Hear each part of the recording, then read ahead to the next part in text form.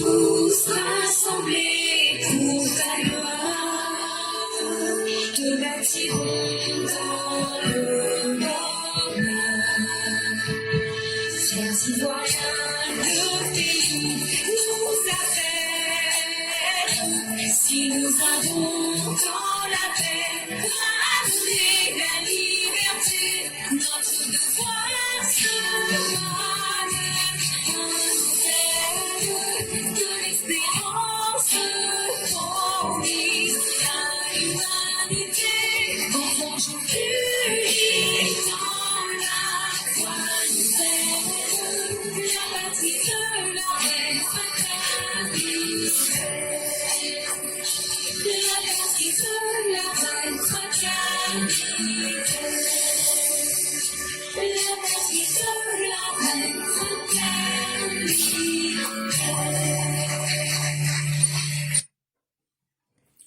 Bonjour mesdames et messieurs, bonjour chers auditeurs, bonjour chères auditrices, bonjour à tous les élèves de la classe éclaireur Pro Vérité.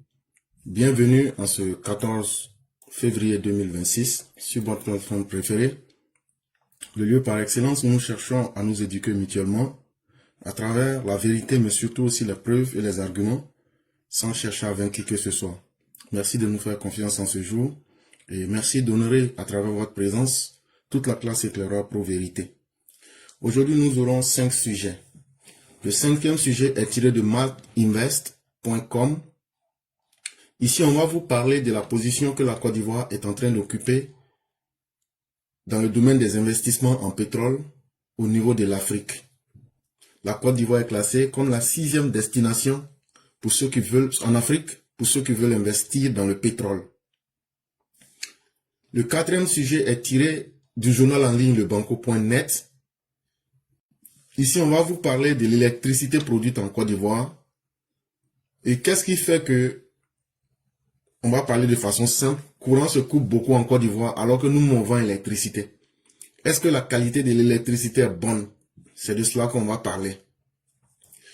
Dans le 3e sujet qui est tiré de Kwasi.com, on va vous parler du port autonome d'Abidjan.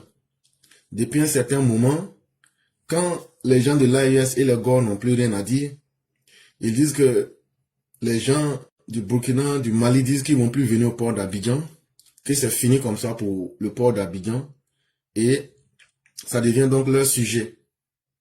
Pourtant, le port d'Abidjan se porte très bien, et on va vous prouver avec des chiffres et des arguments à l'appui. Le 2e sujet est tiré du journal officiel de la République française, numéro 0036 du 12 février 2026. On va vous parler de Franklin Nathan Niamsi, qui se fait appeler Niamsi ou à Cameroun ou à Africa ou. C'est son nom d'escroc pour tromper les idiots, les analphabètes et pour se donner de la contenance. Depuis le 10 février 2026, tous ces comptes ont été bloqués. Et cette information est parue dans le journal de la République française. Et c'est ce que nous allons vous lire et vous dire de quoi il est question. Le premier sujet est tiré de RFI.fr du 9 février 2026. Ici, on va vous parler des Woubi au Sénégal.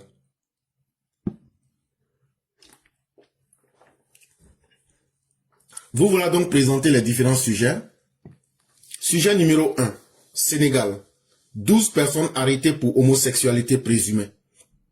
On dit au Sénégal là, ils ont attrapé 12 garçons. On dit eux, ces garçons ils aiment. Eux font ça avec les garçons. On les a arrêtés. Donc ils disent ils vont les juger. Pour ceux qui ne le savent pas, depuis pratiquement une semaine, c'est devenu un grand problème au Sénégal. Il y a une affaire de Woubi.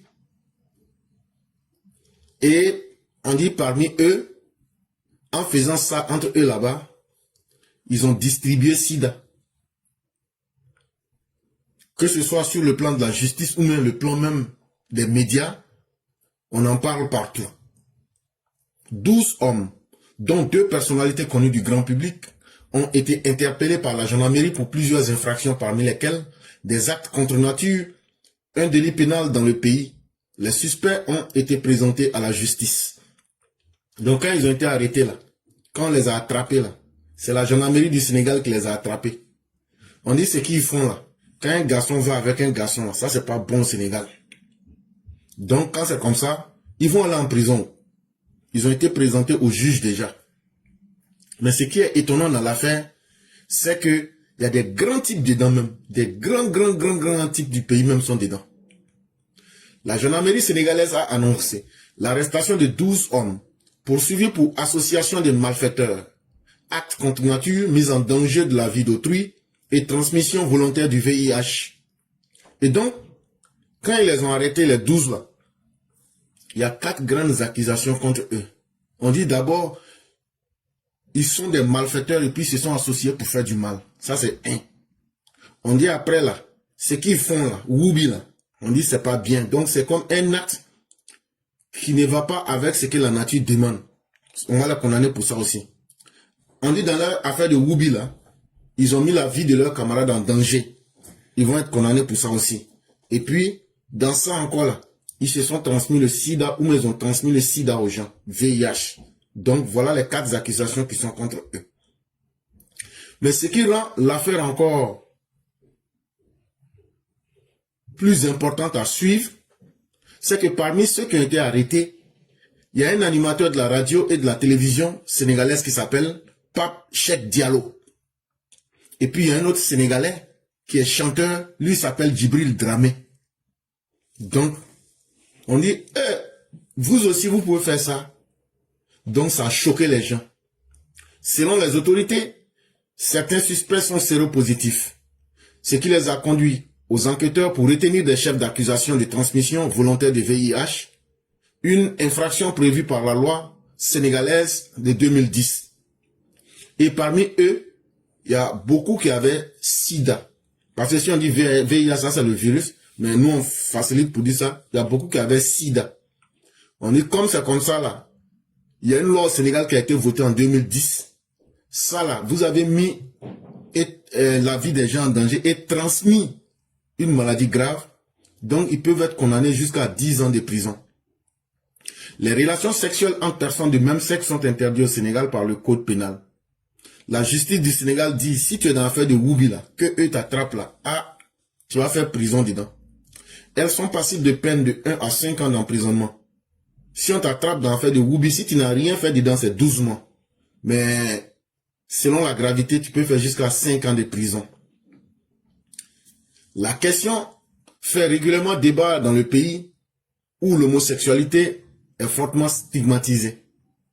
Vous savez, les Sénégalais, en tout cas officiellement, ils sont contre l'homosexualité.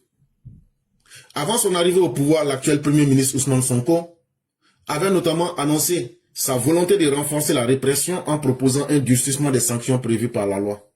Quand il n'était pas au pouvoir, Ousmane Sonko, le populiste, il avait dit que quand lui il allait venir au pouvoir, il allait voter des lois pour punir durement ceux qui sont les Woubi. Les 12 mises en cause ont été présentées à la justice le lundi 9 février 2026. Une information judiciaire a été ouverte. Donc, depuis le lundi 9 février 2026, ils ont été présentés au juge et il y a un dossier qui a été ouvert pour pouvoir continuer les enquêtes et les juger. Mais, pendant que nous attendions cela, depuis hier, on a vu une vidéo d'une dame qui accuse le Premier ministre sénégalais d'être lui-même Woubi et d'être en même temps double puce. Ce n'est pas une vidéo que nous jouons par plaisir, mais de la même manière que nous n'accepterions pas que l'image des autorités des pays soit ternie, surtout cette histoire d'homosexualité. Vous savez qu'en général, nous les Africains, nous sommes contre. Et quand on voit des frères en train, en tout cas, pour ma part, leur image est en train d'être ternie, il faut interpeller. Parce que la dame qui parle, elle parle comme si elle avait les faits. Et ça aussi, Ousmane Sonko, ce n'est vraiment pas quelqu'un que je porte à cœur. Pourquoi? Parce que c'est un populiste et c'est un démagogue. Mais de là à aller l'accuser de ce dont on n'a pas les preuves, surtout que c'est un dirigeant sénégalais, Et quand une dame se permet de l'accuser, je trouve que ce n'est pas la chose la plus juste. Et vraiment, enquête devrait être menée. Et cette dame devrait être poussée à envoyer les preuves de ce qu'elle dit. Parce que même quand tu n'aimes pas quelqu'un, je ne le déteste pas. Non, non, je veux dire que pour nous, il n'est rien. C'est un démagogue, c'est un populiste. Mais de là à aller l'accuser de ce dont on n'a pas les preuves quand même, je trouve que c'est un peu aller trop fort. Et voici ce qu'elle disait de M. Ousmane Sonko. Assalamu alaikum, j'espère que vous allez bien. Nous, ça va, alhamdoulilah. Vous voulez me dire vraiment que vous êtes choqués? Vous êtes choqués ce qui se passe actuellement au Sénégal? Vous êtes choqués d'entendre les noms de Djiby Dramé? Vous êtes choqués d'entendre Papa Cheikh Diallo? Vous êtes choqués de tout ça? Et ne vous inquiétez pas, il y aura aussi Papa Alignon qui va venir aussi.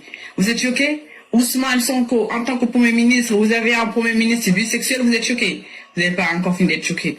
Sachez que Ousmane Sonko, il est bisexuel. Ousmane Sonko, il aime catanter avec les hommes, il aime catanter avec les femmes. Ousmane Sonko a déchiré Ndiagasek.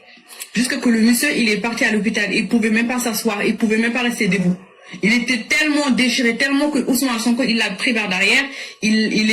Vraiment, il était déchiré. Pour le coup, c'était pas facile. Donc, il faut arrêter de dire que vous êtes choqués, hein. Vous avez un Premier ministre bisexuel, vous êtes choqués. Ousmane Sonko a ramené Mélenchon pour se mettre d'accord pour autoriser l'homosexualité au Sénégal, vous êtes choqués. Ousmane Sonko, quand il était maire à Casamance, il a, comment ça s'appelle encore? La délégation qu'il a reçue en premier, c'est qui? C'était des homosexuels, vous me dites que vous êtes choqués. Vous êtes choqués que sa femme aussi, elle a témoigné en disant que son mari, il aime les deux. Vous êtes choqués? Faut arrêter, s'il vous plaît. Tout ça, c'est du cinéma. Et c'est pas encore fini. Creusez encore. C'est sûr qu'au palais, Ousmane Sonko, il organise des clubs libertins la nuit. Vu que vous avez un président aussi perché comme Diomaye, donc il faut savoir que Ousmane Sonko, si vous creusez bien, il organise des clubs libertins au Sénégal. Au palais, il y a de la place, c'est chic. Donc, il peut le faire aussi. Il y a tellement des homosexuels ici en France, ailleurs aussi, qui sont partis rendre visite Ousmane Sonko, et vous me dites vous êtes choqués? Faut arrêter. Il faut arrêter. Vous n'avez pas encore fini d'être choqués parce que leur patron, c'est Ousmane Sonko. Le patron, c'est Ousmane Sonko. Ousmane Sonko, il aime les deux. Il a toujours été pervers. Il aime catanter avec les go. Il aime violer les jeunes filles. Il aime violer les hommes. Donc vous dites que vous êtes choqués. Sachez que votre Premier ministre, Ousmane Sonko, il est bisexuel. Il aime les deux. D'accord? Donc arrêtez de me dire que vous êtes choqués. Hein. Merci beaucoup. Partagez la vidéo aussi. Et donc cette jeune dame qui accuse, dans ses propos, vous sentez déjà qu'elle n'a pas la preuve de ce qu'elle dit. Et c'est justement cette interpellation. Parce que ce que tu n'aimerais pas qu'on te fasse, il ne faut pas le faire aux autres. Je ne porte pas à cœur les autorités sénégalaises, surtout Diomaye Faye, mais aller accuser quelqu'un d'être une double puce et de dire certaines choses et demander à nous qui écoutons d'aller creuser pour trouver les preuves, je crois que elle peut rester en France, accuser peut-être le Premier ministre sénégalais, mais je crois que les autorités doivent se donner les moyens de lui demander d'envoyer des preuves. Parce que ce n'est pas juste. Quand tu donnes une telle accusation, il faut être capable de donner des preuves factuelles. Parce que ça touche la dignité, non seulement de Ousmane Sonko, mais de tous les Sénégalais aussi. Et ça, moi je ne trouve pas. Parce que si c'est aussi, vous voyez, quand on incite Alassane Ouattara, moi j'ai réagi. Et donc là, c'est que tu ne peux pas accepter. Il ne faudrait pas aussi que tu le fasses aux autres. Ou mais il ne faudrait pas jouer la politique de l'autruche pour dire comme ce n'est pas nous que ça concerne. À la fin de la journée, ces gens ont été démocratiquement élus et représentent d'une certaine part aussi des dirigeants africains. Et si ce qu'elle dit est vrai, qu'elle en apporte les preuves, mais si c'est faux, il faudrait aussi que les autorités du Sénégal aussi puissent poursuivre cette dame-là pour que cela s'arrête parce que ce n'est pas bien. C'est comme ça qu'on accuse les gens, on salit les gens et après on vient dire non, on n'a pas les preuves, on demande pardon. Et il faudrait que ce genre de choses-là cessent. Parce que si nous-mêmes nous vilipendons notre autorité à partir de la toile, c'est les mettre en pâture aussi. On est libre d'aimer ou de ne pas aimer Ousmane Sonko, on est libre d'avoir son bord politique, mais derrière lui il y a de la famille, il y a toute une histoire politique qu'il a eu à écrire, il y a la dignité même du Sénégal, il y a certaines choses qu'il ne faut pas faire. Sujet numéro 2. Arrêté du 10 février 2026 portant application des articles L 562-2-1 et suivant Code monétaire financier. Bon, il y a le journal officiel de la République française là. Le 12 février 2026, ils ont fait sortir une note. Et ce que cette note l'a dit, par arrêté du ministère de l'Intérieur, du ministre de l'Économie, des Finances et de la Souveraineté industrielle, énergétique et numérique, en date du 10 février 2026, vu le Code monétaire et financier, notamment ses articles L 562-2-1 et suivants, les fonds et ressources économiques qui appartiennent, qui sont possédés, qui sont détenus ou qui sont contrôlés par M. Franklin Nathan Nyamsi, alias Nyamsi wa Cameroun wa Africa, ressortissant français et camerounais, né le 31 mars 1972 à Sakbayeme, au Cameroun, ainsi que les fonds et ressources économiques qui appartiennent à, sont possédés, sont détenus, sont contrôlés par des personnes morales ou toute autre entité elle-même détenue ou contrôlée par M. Franklin Nathan Nyamsi, alias Nyamsi wa Cameroun wa Africa, ou agissant sciemment pour son compte ou sur instruction de celui-ci, font l'objet d'une mesure de gel des avoirs pour une durée de 6 mois à compter de la publication du présent extrait au journal officiel de la République française. Point. Vous savez, les gens qui sont les juges là, et quand ils parlent grand français là, tu peux rien comprendre dedans. Tout ce qu'ils ont dit là, c'est simple. Hein? Ils disent qu'ils ont appelé le ministère de l'Intérieur de la France. Ils ont appelé le ministre de l'économie de la France. Ils ont appelé le ministre de la souveraineté industrielle. Ils ont appelé le ministre des internets. Et le 10 février 2026, là, ils leur ont dit tout ce que Franklin Nyamsi a comme l'argent, tout ce que Franklin Nyamsi Nathan a comme bien, tous ceux qui sont des proches de Franklin Nyamsi, qui cachent ses biens, ou bien s'il y a une institution qui a des rapports ou bien qui est en partenariat avec Franklin Nyamsi, on dit tout a été bloqué pour 6 mois. Il ne peut plus toucher même 5 francs encore. Tout ce qu'il possède, tout a été bloqué pour une durée de 6 mois. Et la note et l'article sont sortis le 10 février 2026. Bon, c'est ça là, ils ont dit dans grand français comme ça. La mise à disposition directe ou indirecte, ou l'utilisation des fonds ou ressources économiques au profit de cette personne et des personnes morales ou autres entités qu'elle contrôle, détient ou agit sciemment pour son compte ou sur son instruction sont interdites pour une durée de 6 mois. Ils disent en plus de ça, si par exemple, il a un compte en banque, ou bien il est en partenariat avec quelqu'un, ou bien il a caché de l'argent avec quelqu'un, ou bien il y a quelqu'un à qui il peut se cacher pour dire, il faut te cacher, tu vas faire ça, pour que je n'ai qu'à avoir ça là. On dit tout ça là, c'est interdit. Si tu fais qu'on t'attrape, toi-même là, tu seras dans le pain. Notification des voies et délais de recours. Donc, quand ils ont fini, on lui a apporté l'information. Et quand on lui a donné l'information, ils lui ont dit, voilà ce que tu peux faire si tu n'es pas d'accord. Le présent arrêté peut être contesté dans les 2 mois à compter de sa notification. Donc, ils disent, comme il a reçu ça le 10 février 2026, s'il n'est pas d'accord là, il a jusqu'au 10 avril pour dire qu'il n'est pas d'accord. C'est ce qu'on appelle voie de recours ou même de contestation. Et on lui a expliqué qu'il y a 2 manières de soit contester. La première manière, par recours gracieux adressé au ministère de l'Intérieur, Direction des libertés publiques et des affaires juridiques, place Beauvau, 75 800 Paris, CEDEX 08, ou au ministère de l'économie, des finances et de la souveraineté industrielle, énergétique et numérique, à l'adresse suivante, 139 rue Bercy, 75 57 2, Paris, CEDEX 12, télécode 233, liste-national@dgtrésor.gouv.fr. On dit donc, s'il n'est pas content de la décision, il peut saisir le ministère de l'Intérieur ou même peut saisir le ministère de l'économie. Et s'il va au ministère de l'Intérieur, il doit partir dans la direction des libertés publiques et des affaires juridiques. Ils lui ont donné les adresses tout. Ou bien s'il n'est pas d'accord, il peut saisir aussi le ministère des Finances. Et là-bas, il peut leur écrire à l'adresse que je vous ai donnée. Et s'il n'est même pas content, même que tout ça c'est difficile pour lui, qu'il ne peut pas se déplacer aux adresses physiques, il peut écrire par email. Le email là c'est liste-national@dgtrésor.gouv.fr.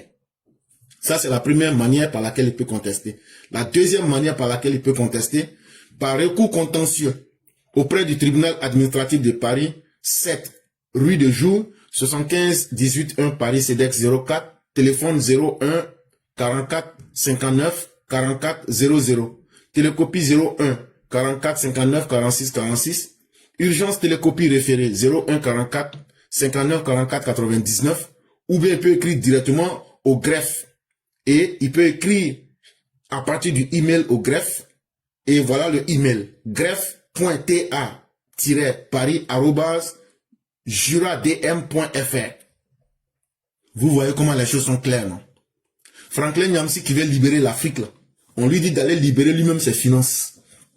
Il n'a qu'à aller libérer sa propre vie avant de s'intéresser ou même de dire qu'il peut libérer les autres. Et donc, s'il n'est pas d'accord par la première méthode, il peut procéder par voie de contentieux. Et s'il fait un recours en contentieux, ça veut dire il va faire palabre pour montrer que lui a raison là. On lui dit il n'a qu'à aller devant le tribunal de Paris. Et quand il va aller là-bas là, ce sont les adresses avec les informations, avec tous les numéros de téléphone, avec les télécopies, avec les fax. On vous a tout donné déjà. Ou même s'il trouve que tout ça c'est long, il peut écrire au greffe. Je viens de vous donner le email. Sujet numéro 3. Le port d'Abidjan se porte très bien. Le port autonome d'Abidjan a connu une croissance record de plus 16% en 2025, renforçant son rôle de hub logistique clé en Afrique de l'Ouest. Le trafic global a atteint 46 600 000 tonnes, montrant la solidité de l'économie ivoirienne et la confiance des opérateurs économiques.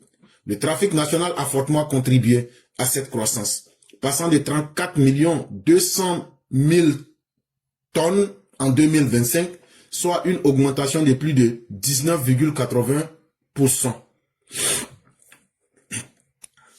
Ici, on est en train de vous expliquer. Depuis pratiquement un moment, vous entendez les gens de l'AES dire « Wow, Burkina et Mali, ils ont abandonné le port d'Abidjan. C'est fini pour le port d'Abidjan. Abidjan va déjà dans l'histoire là. » Bon, comme chaque année on fait les bilans là. On vient de faire le bilan en 2025 là. Au contraire même, le trafic au port d'Abidjan là a connu une augmentation de 16%. De façon globale même là, dans toute l'Afrique de l'Ouest là. Ça veut dire, si on compare avec les autres ports là, le port d'Abidjan, le trafic a connu une augmentation de 16%. Maintenant, si on prend le trafic à l'intérieur du pays, ça veut dire de la Côte d'Ivoire seulement là, ça a augmenté de 19,8%. Donc, qu'est-ce que ça veut dire? Ça veut déjà dire que tu peux être sur Internet, tu peux te mentir sur Internet, tu peux dire tout ce que tu veux dire.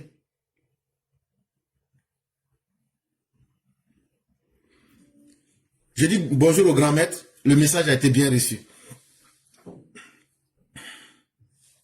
Tu peux dire tout ce que tu as envie de dire, mais la réalité et les chiffres ne peuvent pas tromper.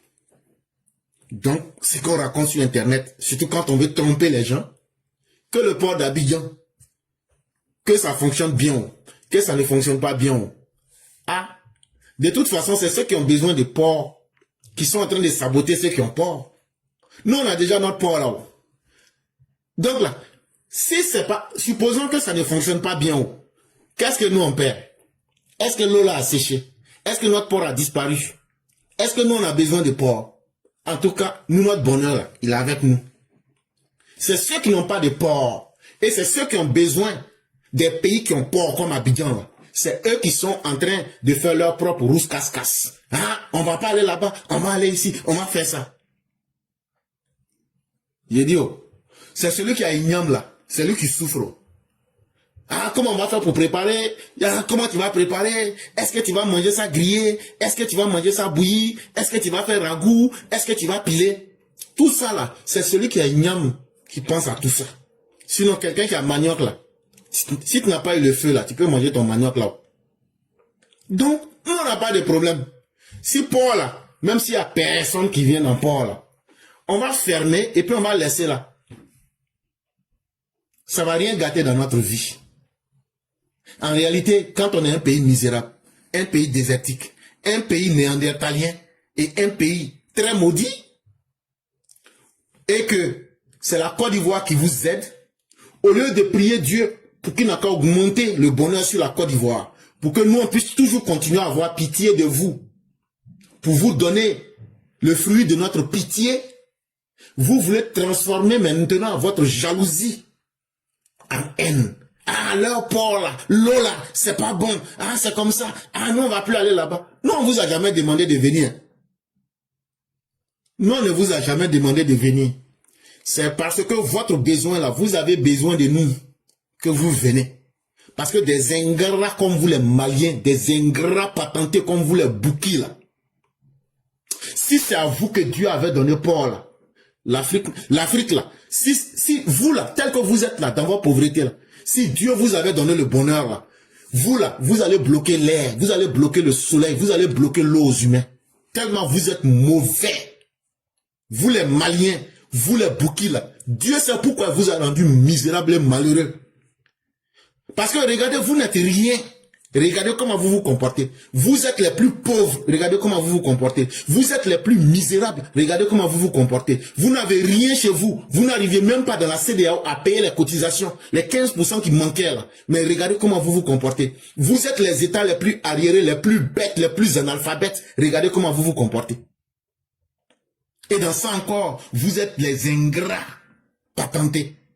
Et c'est pourquoi Dieu ne se trompe pas. Si Dieu vous a frappé avec la misère que vous connaissez là, c'est parce qu'il connaît vos intentions. Si Dieu vous avait donné la mer là, vous allez bloquer la source de la mer là. Il n'y a pas quelqu'un sur la planète Terre qui allait boire l'eau. C'est pourquoi Dieu a dit, attends, je vais leur couper tout pour qu'ils soient misérables. Là, comme ça, là, les gens pourront les contrôler.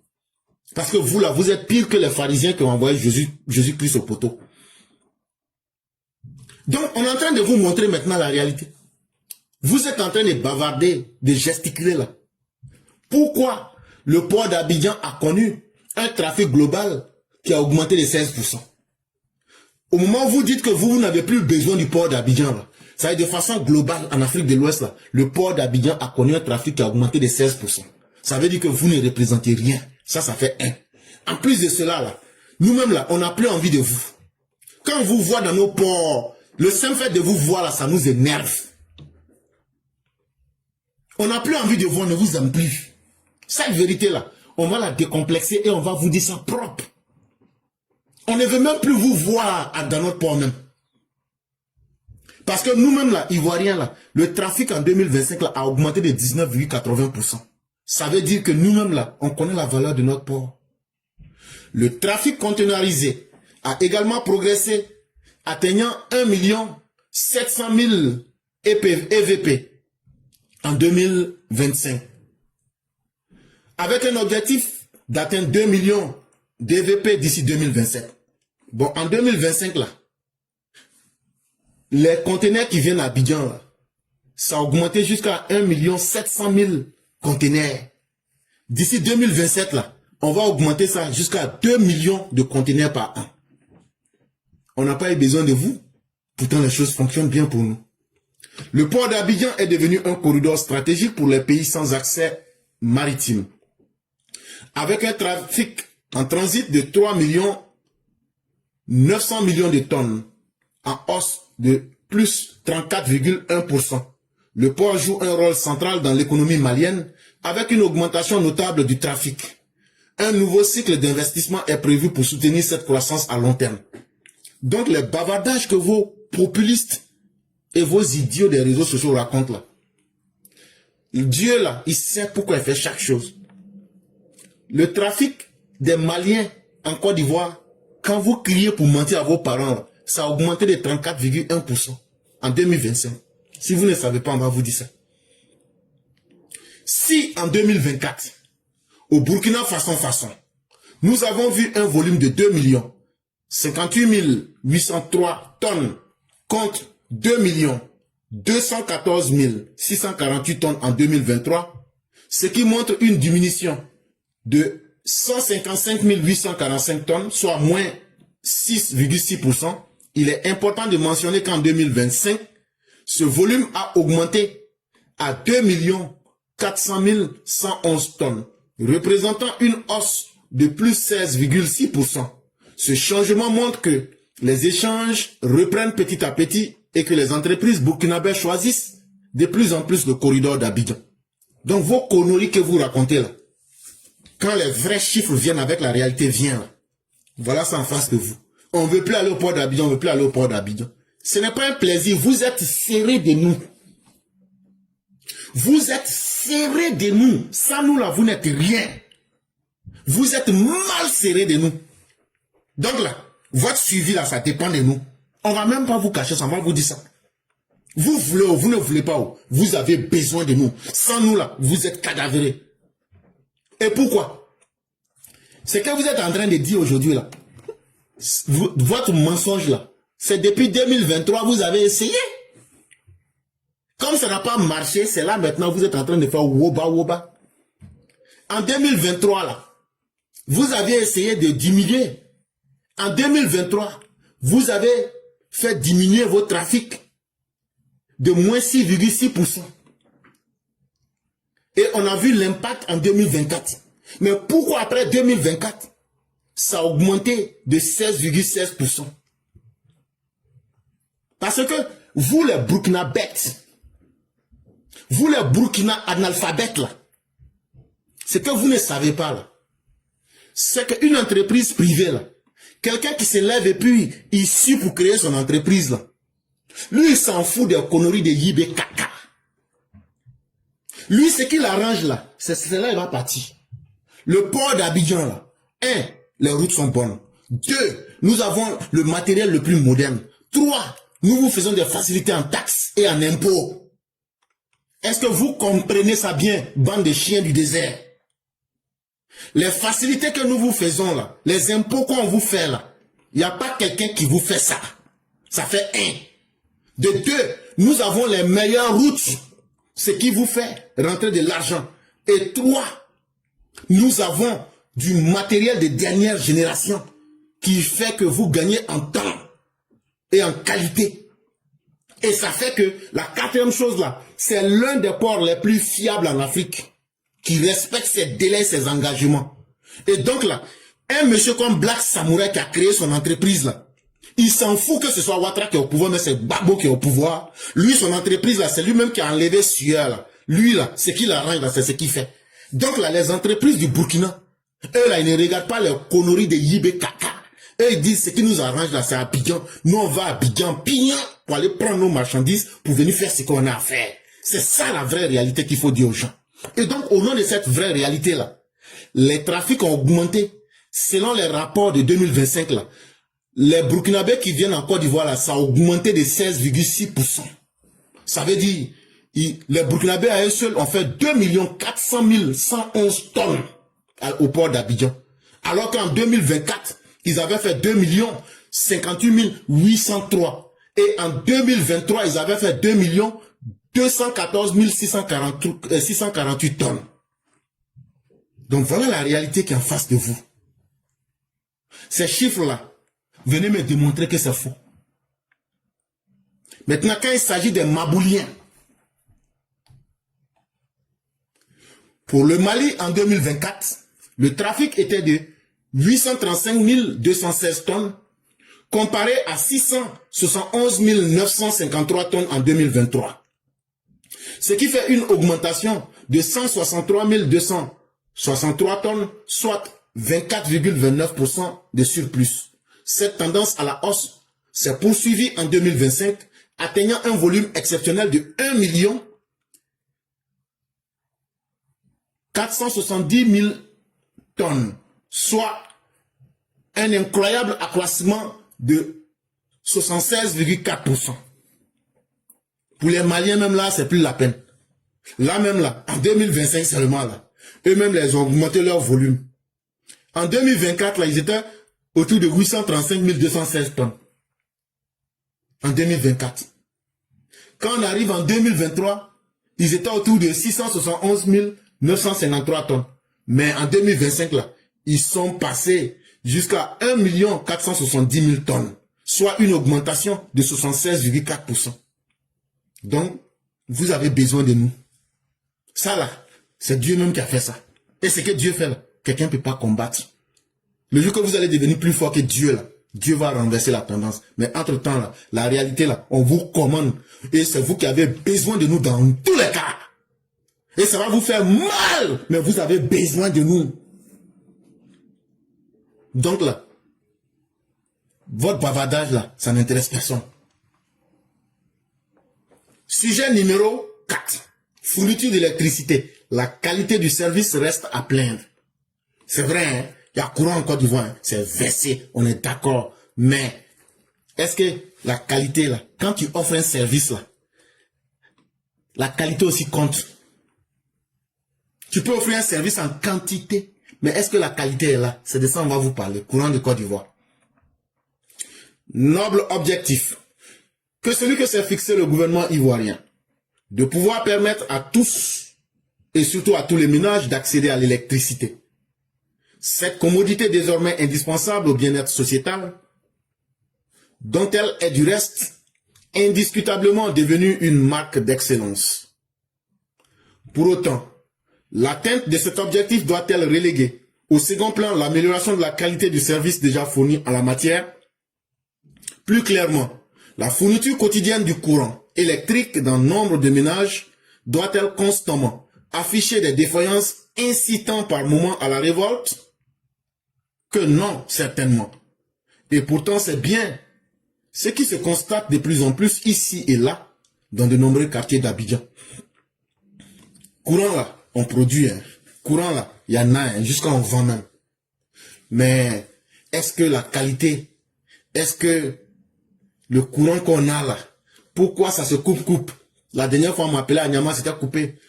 La semaine passée, c'était un autre quartier de Cocody. Il y a trop de coupures de courant. Quel est le problème?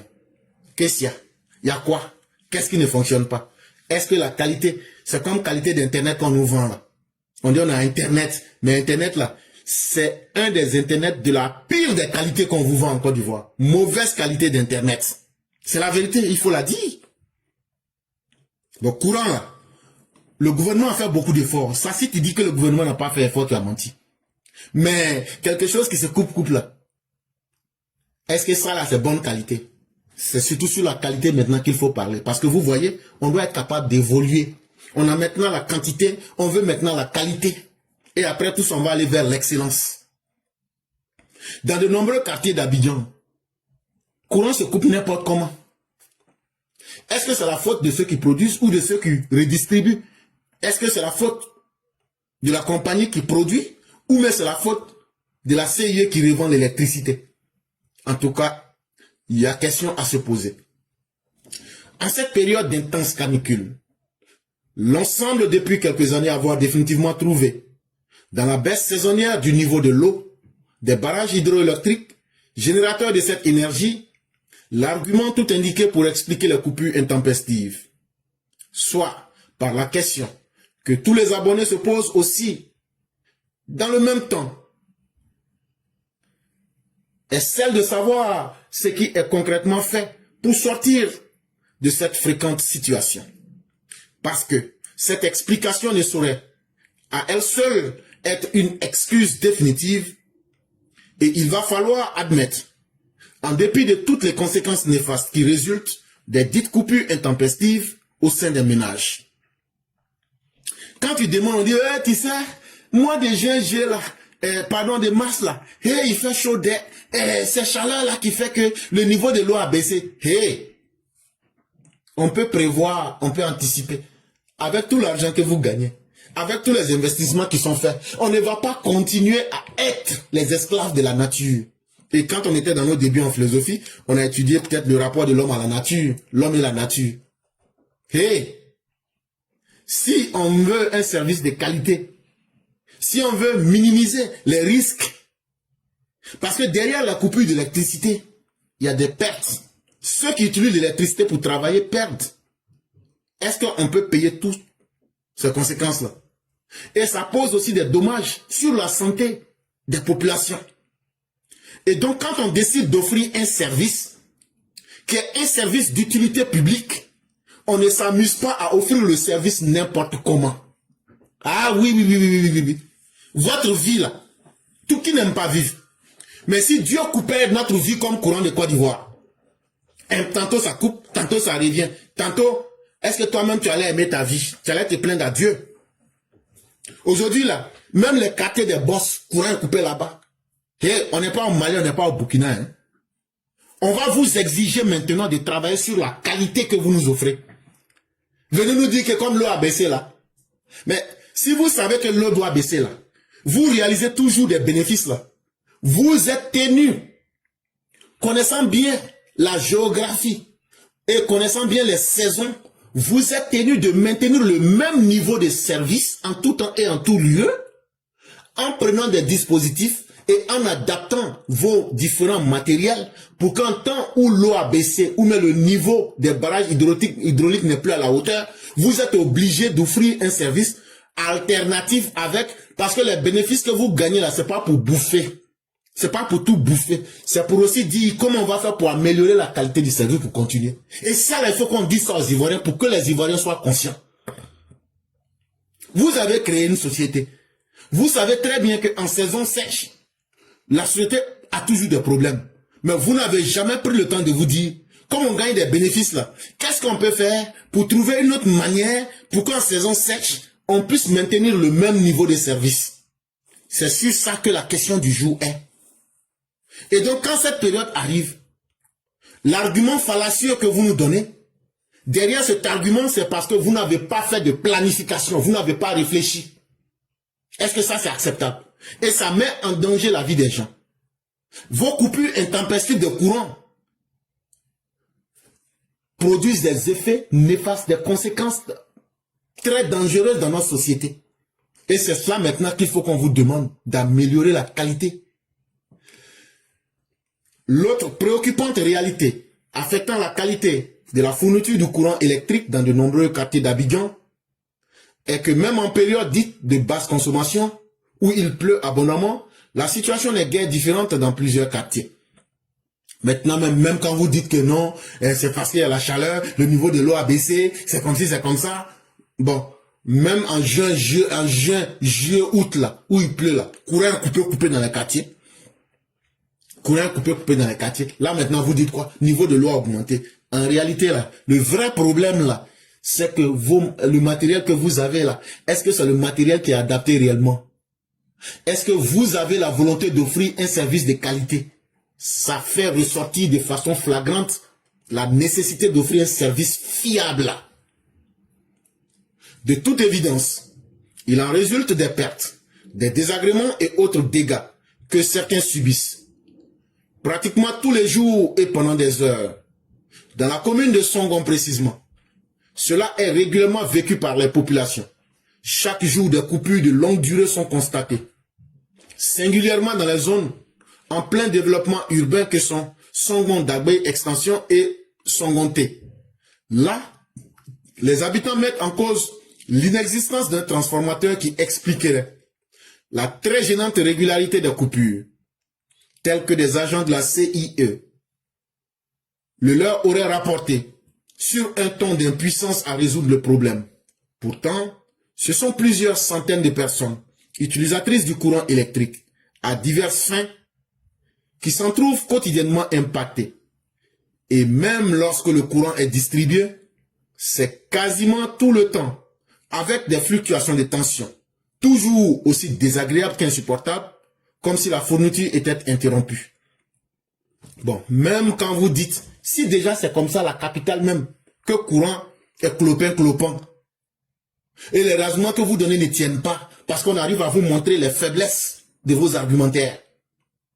Et que le courant encore que vous offrez encore, même si on entend où le niveau de l'eau est élevé, ça se coupe. Et même encore en belle saison où tout est au mieux, la quantité de courant là, le niveau est bas, ça gâte l'appareil des gens. Courant est là, c'est comme courant n'est pas là. Tu vois, ampoule l'allume un côté est resté. Ça fait tellement la tension est basse. Et ça, pratiquement dans tous les quartiers d'Abidjan. C'est ce qu'on est en train de critiquer. Et ça, chers Ivoiriens, depuis 2019, l'État ivoirien a cassé le monopole. Pour dire, affaire de courant là, tout le monde peut mettre son pied dedans. Mais les Ivoiriens là, on est en train de faire woba woba, on est en train de crier, bavarder.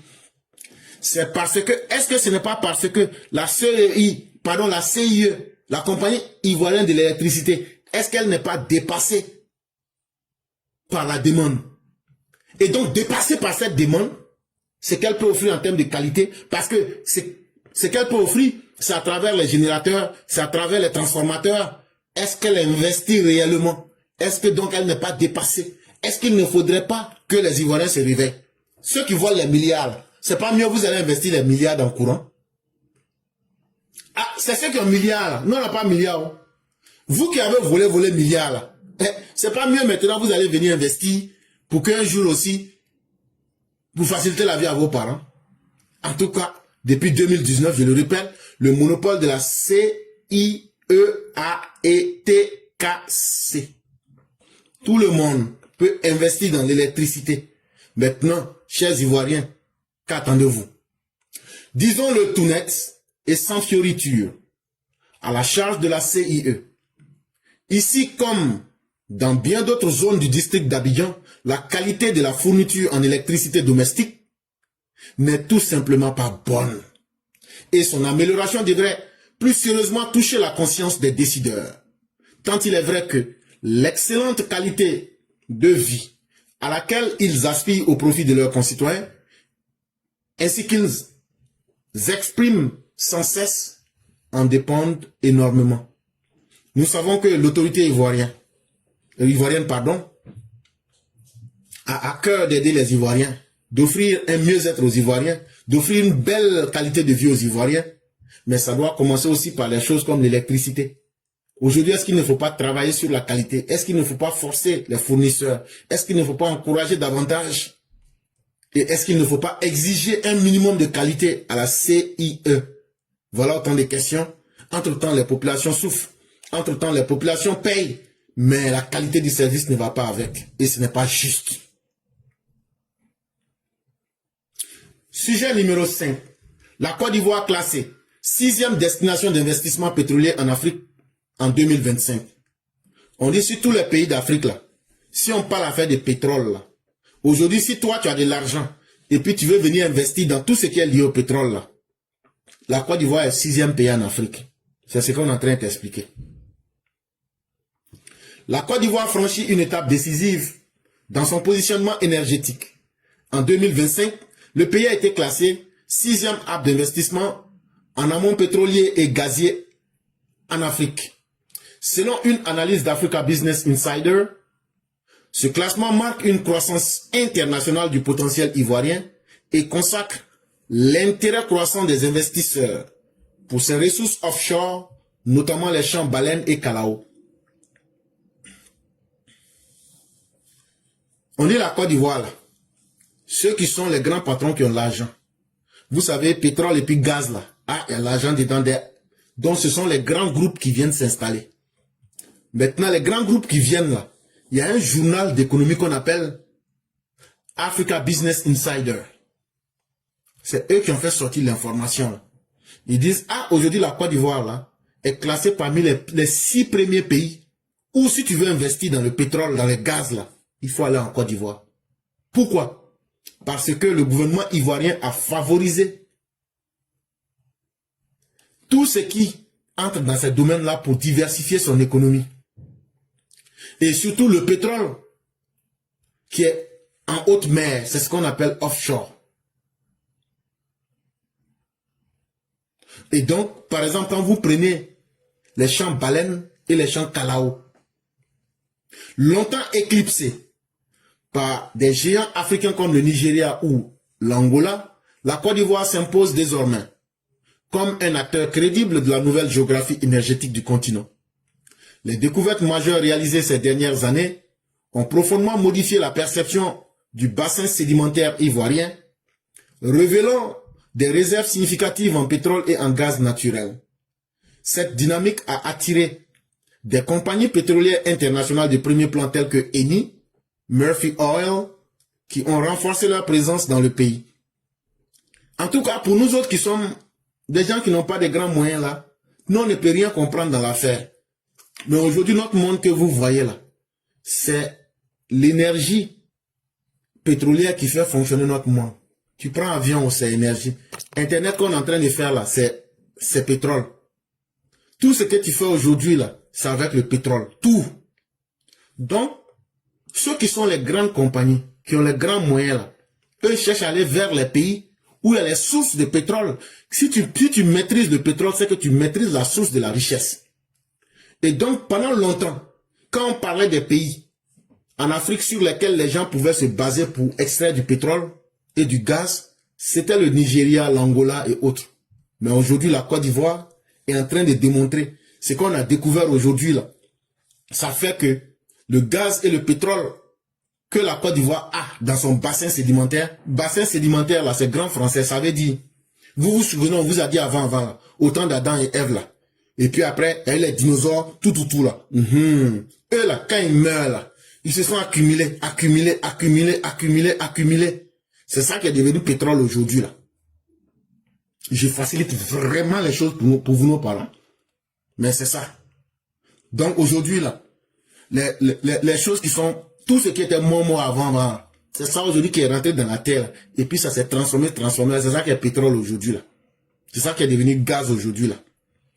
Donc, ce sont les grandes compagnies comme Eni, ce sont les grandes compagnies comme Murphy Oil qui arrivent à renforcer leur présence pour maîtriser les sources de la richesse mondiale, c'est-à-dire le pétrole. Parce que c'est le pétrole qui fait vivre l'économie mondiale. Ce succès ne révèle pas du hasard.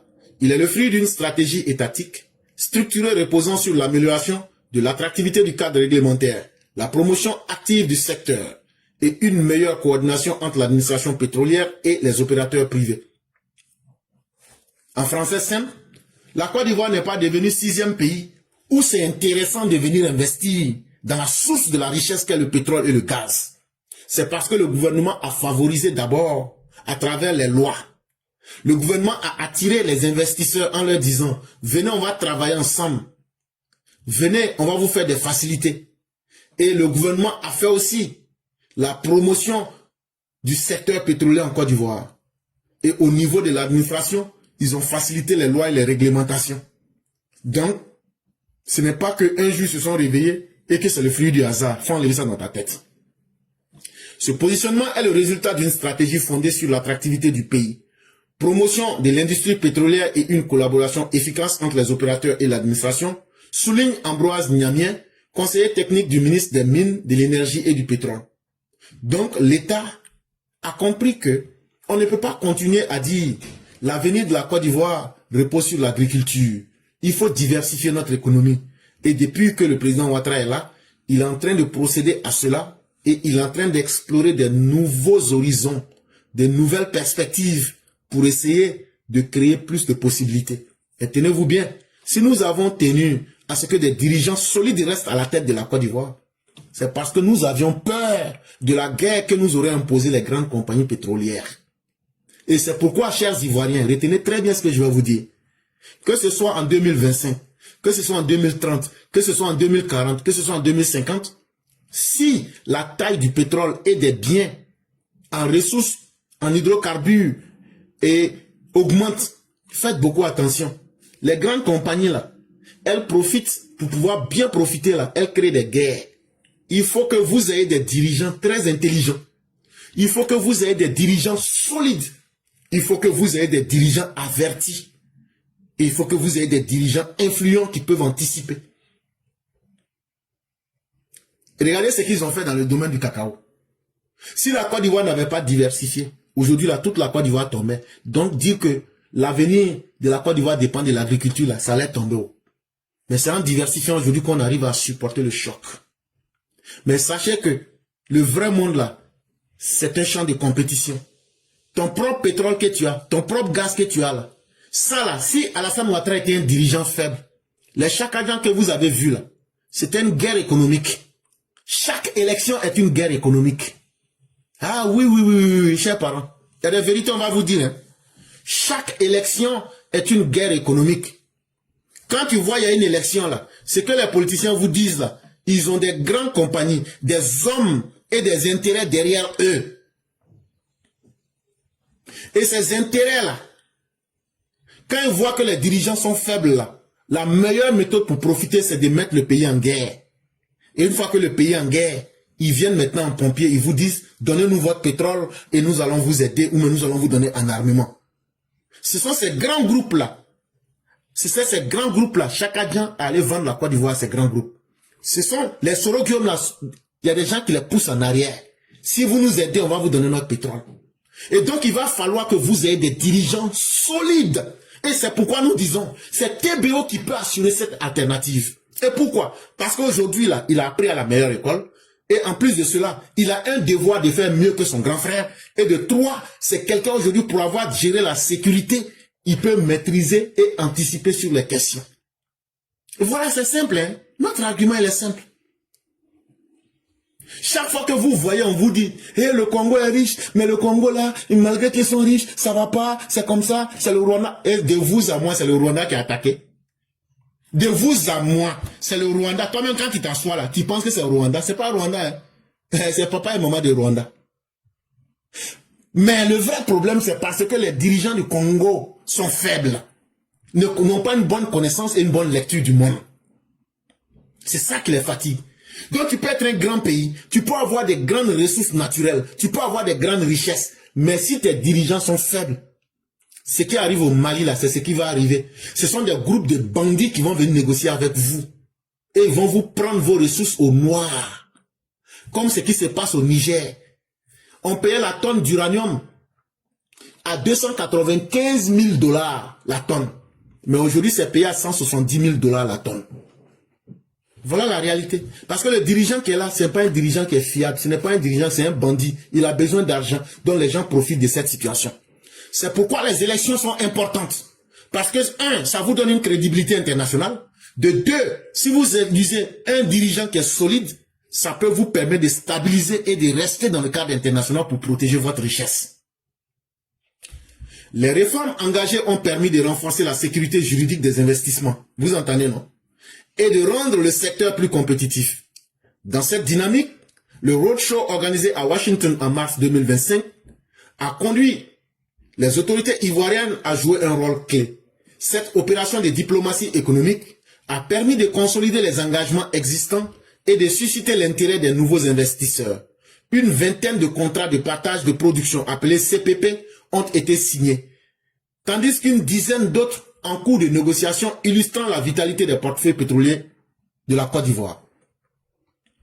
Et donc, au nom de cette crédibilité, la Côte d'Ivoire, en 2025, est venue ici à Washington, aux États-Unis. On a expliqué notre potentiel. On a montré de quoi la Côte d'Ivoire est capable. On a intéressé les investisseurs à la Côte d'Ivoire. On a signé des engagements à travers la diplomatie économique. On a renforcé les engagements qui étaient déjà là pour attirer les nouveaux investisseurs. Et grâce à ce partenariat qui a été signé sous l'auspice dans le cadre international, on a signé des contrats de partage de production. On a signé, vous venez investir avec votre technologie, voilà ce que nous on gagne, voilà comment vous allez former nos populations, voilà ce qui va se passer. Et c'est clair pour tout le monde. Actuellement, là, il y a plus d'une vingtaine de CPP, c'est-à-dire de contrats de partage de production. Mais il y a encore 10 qui sont en train d'être négociés. Mais tout ça, c'est pour renforcer. Maintenant, imaginez-vous, si ces compagnies devraient venir, à travers des dirigeants faibles, tirer tout ce pétrole-là pour partir. Au-delà des investissements, l'enjeu est stratégique pour l'économie ivoirienne. Le gouvernement ambitionne de doubler la contribution du secteur mine-énergie au PIB, qui passerait de 10% en 2022 à 14% à l'horizon 2040. Le secteur extractif est ainsi appelé à devenir le levier majeur de croissance, soutenant les recettes publiques, les infrastructures et l'industrialisation.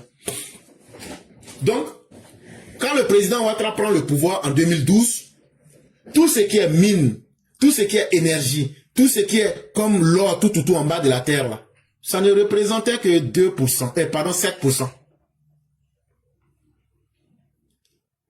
Non, pardon, ça c'était en 2022, s'il vous plaît. Ça c'était en 2022. Ça veut dire qu'au moins prendre le pouvoir, ça n'avait même pas atteint cela. Mais en 2022, nous sommes à 7%. Mais le gouvernement ambitionne de doubler pour passer à 14% d'ici 2040. Et pourquoi? Parce que non seulement on doit être capable de ne plus compter sur le cacao et le café uniquement, mais la croissance économique qu'on a aujourd'hui, on ne doit plus l'arrêter, ça fait 2. Mais en plus encore, il faut être capable de mobiliser les taxes, les impôts. Et les grandes compagnies la payent des impôts. C'est ce qu'on appelle les recettes publiques. Et maintenant, quand on a tout ça, qu'est-ce qu'on fait? On va continuer à investir dans les infrastructures et à industrialiser notre économie. C'est à cela aujourd'hui que nous sommes en train de partir. Est-ce que vous ne voyez pas que tout ce que le gouvernement fait est clair? La montée en puissance de la production constitue l'autre pilier de cette ambition. À moyen terme, la Côte d'Ivoire vise 500 000 barils par jour d'ici 2035. Un objectif qui la placera parmi les top 5 des producteurs africains de pétrole. Un tel niveau de production changera profondément le profil énergétique du pays et renforcera son poids géoéconomique sur le continent. Et donc, en Côte d'Ivoire, là, aujourd'hui, nous n'avons pas encore atteint les 500 000 barils par jour. Mais jusqu'en 2035, c'est ce que la Côte d'Ivoire veut atteindre. 500 000 barils par jour. Si on arrive à faire 500 000 barils, là, ça va faire que la Côte d'Ivoire sera parmi les 5 pays africains producteurs de pétrole. Et une fois qu'on aura atteint ce niveau-là, la Côte d'Ivoire seule là, va jouer un rôle déterminant, un grand rôle sur l'économie africaine, sur tout le continent africain. Et ça, c'est parce qu'on a des dirigeants qui ont de la vision et qui ont une capacité d'anticiper, de comprendre les réalités. Dans un contexte mondial marqué par la transition énergétique, la Côte d'Ivoire mise également sur le gaz naturel comme énergie de transition, afin de consolider l'exploitation des hydrocarbures et le développement durable. En consolidant ces réformes et en maintenant un climat d'affaires favorable, le pays se donne les moyens de s'imposer durablement comme un hub énergétique majeur en Afrique de l'Ouest, au cœur de la nouvelle dynamique pétrolière du continent. Et donc, chers Ivoiriens, vous êtes sur la bonne voie. Et vos autorités ont eu une belle vision de diversifier votre économie, de créer de nouveaux environnements pour ne pas que votre économie soit à la merci d'un seul secteur. Et aujourd'hui, le gouvernement va aller plus loin. Ils vont investir encore dans le gaz. Et ils vont utiliser ça comme une énergie de transition pour ne pas polluer votre environnement et aussi être capable de durer sur le champ des producteurs en énergie, que ce soit électrique, que ce soit en hydrocarbures, que ce soit en gaz. Et donc aujourd'hui, en maintenant un climat des affaires qui favorise que les investissements soient faits, c'est la Côte d'Ivoire qui gagne et c'est l'Afrique tout entière qui gagne. Et mesdames et messieurs, nous vous disons merci. On va passer directement à l'édito de Mère Blanc et après on pourrait, ceux qui voudraient prendre la parole, signalez-vous le plus tôt possible. Là comme ça, dès qu'on finit avec l'édito de Mère Blanc, on pourra directement passer à vous sans faire de transition. Bonjour éclaireur pour vérité, bonjour à tous mes condisciples de la digne classe éclaireur pour vérité. Mon fils éclaireur, je vous soumets cette histoire pour que vous puissiez nous éclairer la lanterne. Pour moi, l'affaire Jeffrey Epstein est devenue le nouveau baromètre. Et pourtant, Jeffrey Epstein est décédé le 10 août 2019, à 66 ans. Mais jamais un mort n'a autant secoué le monde politique. Et lui, Jeffrey, ne sait pas à quel point il a aidé le monde journalistique à faire exploser ses ventes de journaux. Ce Jeffrey Epstein serait l'incarnation du diable. Il aurait laissé même une série d'aventures de toutes sortes répertoriées dans une sorte de livre qui a supplanté tous les 3 livres saints du point de vue de l'importance. Incroyable, n'est-ce pas? Ainsi, une affaire qui se voulait abjecte a été détournée pour se transformer en une arme de guerre, un moyen de dénonciation qui vivent les grands hommes de ce monde. Et justement, le président Ouattara est un de ces grands hommes. Qui plus est, cristallise la haine de la part de ses opposants vivant aux 4 coins du monde. Et pour qui tous les moyens sont bons pour atteindre leur cible. Sauf que là, il voudrait que l'oncle paie pour la nièce. Oui, si c'est Nina, alors c'est aussi son oncle Alassane Ouattara. Voilà ce qui me gêne dans l'affaire. Et qui fait que je reste convaincu que cette affaire Jeffrey Epstein est comme une tactique payante pour salir notre président. Et c'est pour cela aussi qu'il faut écouter tout ce qui se dit, mais tout en étant prudent. Car n'importe quel Gbagbo Laurent, n'importe quel opposant serait capable de se servir de cette affaire pour régler ses propres comptes, ses propres frustrations politiques. Merci et à bientôt. Merci, Mère Blanc. L'affaire Jeffrey Epstein dont Mère Blanc est en train de parler, c'était un monsieur, on nous dit aujourd'hui qu'il était le parrain de plusieurs scandales. Et il va aller en prison. Et un matin, on se réveille, on dit qu'il s'est suicidé en prison. Et partant de là, donc, ce qu'il n'avait pas pu dire et faire de son vivant, on sort aujourd'hui tout. Est-ce que c'est faux? Nous ne le saurons jamais. Est-ce que c'est vrai? Nous ne le saurons jamais dans l'entièreté. Puisque nous dit-on, les morts ne parlent pas. Mais aujourd'hui, de cette affaire, on peut accuser n'importe qui et surtout de n'importe quoi. Et on en voit de toutes sortes aujourd'hui. Et effectivement, les gens voudraient accuser qui ils le veulent. Et les gens disent tout et rien à la fois. Faisons beaucoup attention. Nous ne pouvons qu'observer. Nous ne pouvons qu'écouter puisque ceux qui font cela, le monde aujourd'hui, il y a beaucoup de choses qu'on ne comprendra pas. Mais il y a aussi beaucoup de choses que nous comprenons. Essayons d'observer et essayons de voir. Parce qu'il y a certaines affaires dans ce monde-là.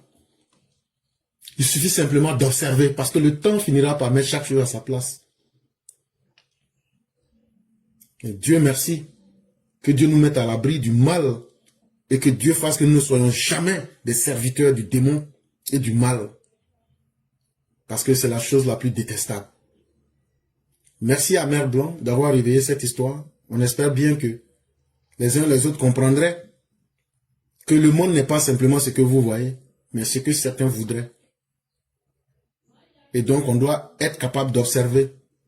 Et même si vous avez vu aujourd'hui, je suis sorti pour parler du Sénégal, c'est quelque chose que je ne fais pratiquement pas. Parce que salir la dignité et l'honorabilité des gens, ce n'est pas une bonne chose. Et on sait qu'il y a des médias qui se sont spécialisés en cela. Et qu'est-ce que vous voulez? Merci à tous ceux qui nous ont suivis. Merci à tous ceux qui portent leur confiance en nous. Aujourd'hui, nous avons 2 personnes. Nous avons Mère Salé Koné et nous avons le Père Martial. C'est avec ces 2 personnes que nous allons faire le direct. Et donc, on ne pourra plus prendre de personnes puisque le temps il est extrêmement limité. Et moi-même, je dois aller au travail. Donc, on va permettre à Mère Salé de parler. Et quand elle aura fini, on va permettre au Père d'aller rapidement, peut-être dans une dizaine de minutes, pour pouvoir fermer le direct.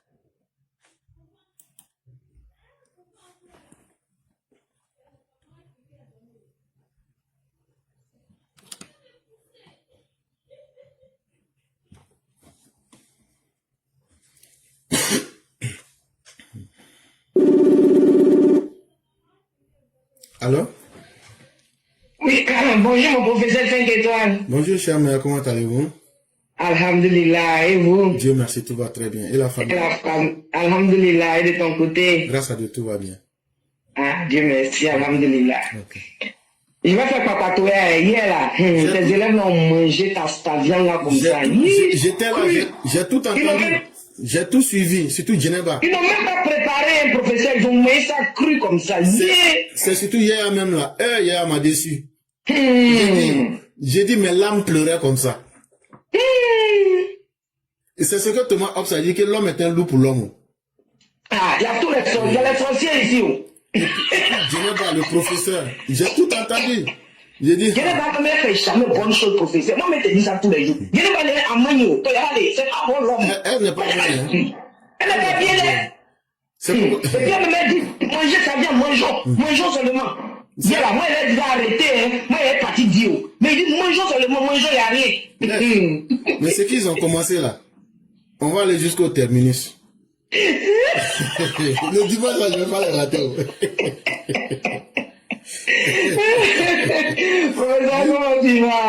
J'ai ri durant toute la nuit. Et j'ai même dormi avec le direct. J'ai riais seulement jusqu'à ce que je me Et puis, il y a un autre là qui était dedans. Mamadou, il s'appelle Mamadou Sabiala. Il est venu dire qu'il aura bien mangé encore. Lui, il a bien, mais quand il m'a dit, le vieux Kouera là. c'est lui, il est en train d'assaisonner. Faut dire son maudit, faut répéter. Ah, son maudit, parce que c'est pas bon l'homme. Son maudit. Pro Max.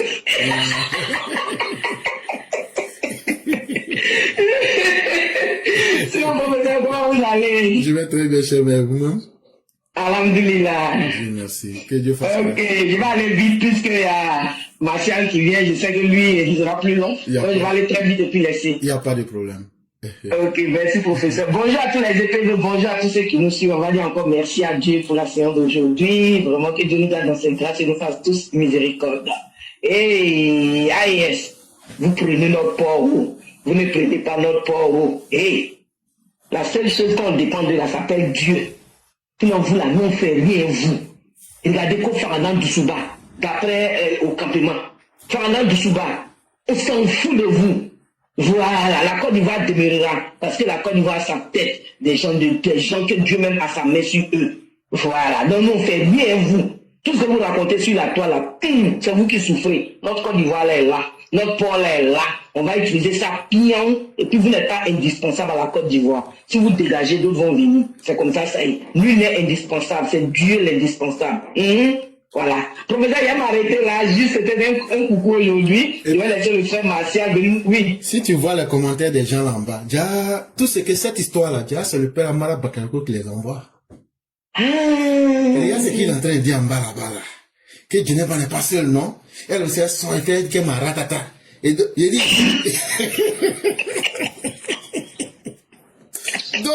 donc c'est maintenant on comprend.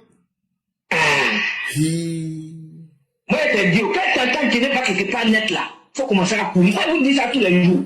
Geneva n'est pas bien, hein? Non, moi-même, c'est le père Amara Bakayoko. Faut lui dire que je suis plus un enfant, hein. Elle a manipulé la malgré il est non de elle a manipulé. Et puis ma maman même elle dit rien. On dirait qu'elle est avec eux aussi. Hein. Elle aussi là, c'est pas bon l'amour. C'est Maouka. Elle vient de Touba. Donc ça là, c'est pas bon aussi. Moi je vous dis ici, elle et puis, t'as vu le Fadiga même est venu parler de la Mamadou. C'est elle qui l'a envoyé. C'est elle qui l'a envoyé. Maintenant là, c'est le père Amara Bakayoko qui est derrière qui les pousse. Donc lui se cache derrière, puis pousse les gens quoi. Il dit c'est pas mieux, on va chercher un numéro de Bina. Je crois que ce serait mieux. Il faut qu'on se protège. Il faut qu'on se protège.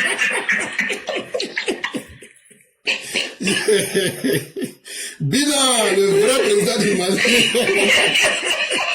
Le chef. C'est Bina qui fait partie des élèves du Mali en congé.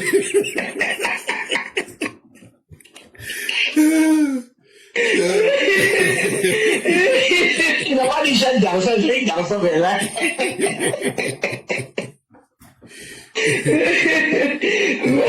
Merci infiniment, professeur. Excellente journée à vous. Que Dieu protège la Côte d'Ivoire, que Dieu protège tous les combattants qui sont autour de Papa Ado et que Dieu protège tous nos vaillants soldats vraiment qui œuvrent à la sécurité de nos parents et que Dieu vraiment veille sur nous tous. Professeur, merci. Excellent week-end à tous. À demain, Inch'Allah. TikTok.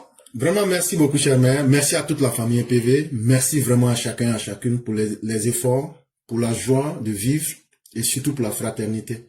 Et vraiment, nous disons merci à tous, que ce soit le Père Amara, que ce soit Maman Blanc, vraiment à tous les EPV. Vraiment, quand on suit vos émissions, hier, c'était tellement intéressant que moi-même, je me suis dit, si j'intervenais là, j'allais influencer. Donc, j'ai tellement aimé. J'étais là, j'ai tout suivi, hein. Mais c'était tellement intéressant, mais vous ne pouvez pas imaginer.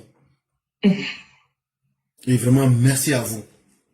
Et merci de créer cette fraternité humaine qui envoie toujours de la joie dans le cœur. Et moi, je ne sais même pas à quelle heure l'émission est finie, mais il faut dire que c'était vraiment intéressant. Et il y a eu beaucoup de bonnes informations qui ont été partagées dans différents domaines. C'est ça la vie. Comment être utile les uns aux autres. Et vraiment, merci à vous-même qui organisez ces émissions-là. Et vraiment, merci à vous. Merci à Mère Djeneba, qui vraiment fait un effort extraordinaire aussi. Et vraiment, merci aussi à tous les EPV ainsi qu'à vous-même. Merci, professeur. Excellent week-end à tous. Inch'Allah, on sera demain sur TikTok pour les questions d'actualité. Merci. Merci beaucoup, cher maire. Mesdames et messieurs, c'est avec le Père Martial que nous allons terminer l'émission. Merci de nous avoir suivis. Merci de continuer à nous porter votre confiance. On va laisser une dizaine de minutes au Père pour qu'il s'exprime et après on va fermer le direct. Vraiment, merci à vous. Merci infiniment et déjà on va souhaiter un excellent week-end à chacun et à chacune. Alors? Allô? Oui. Bonjour, cher patriarche. Ouais, bonjour, éclaireur, comment ça va? Je vais très bien, vous-même? Ouais, ça va, par la grâce de Dieu, on est là. Merci. Et la famille? Ça va, par la grâce de Dieu. Merci. Et toi, ça va, la famille va bien également? Oui, tout le monde va très bien. D'accord. Ok, merci beaucoup. Merci de me donner la parole. Ça va, on m'entend bien, non? Oui, on vous entend parfaitement. D'accord, Dieu merci alors. Ok, merci beaucoup. Merci pour ton développement d'aujourd'hui. Hein. Tu as abordé beaucoup de sujets, mais bon, c'était concentré et bien dosé. C'est bien, ça permet effectivement de faire le tour très rapidement de beaucoup de sujets en même temps. Il y a tellement d'actualités que souvent on est perdu. Hein. Effectivement, c'était ça même. Parce qu'il y a tellement de choses à dire. Là, il y a beaucoup d'actualités. Hein. Oui. Beaucoup d'actualités. Mais tout est intéressant. Effectivement.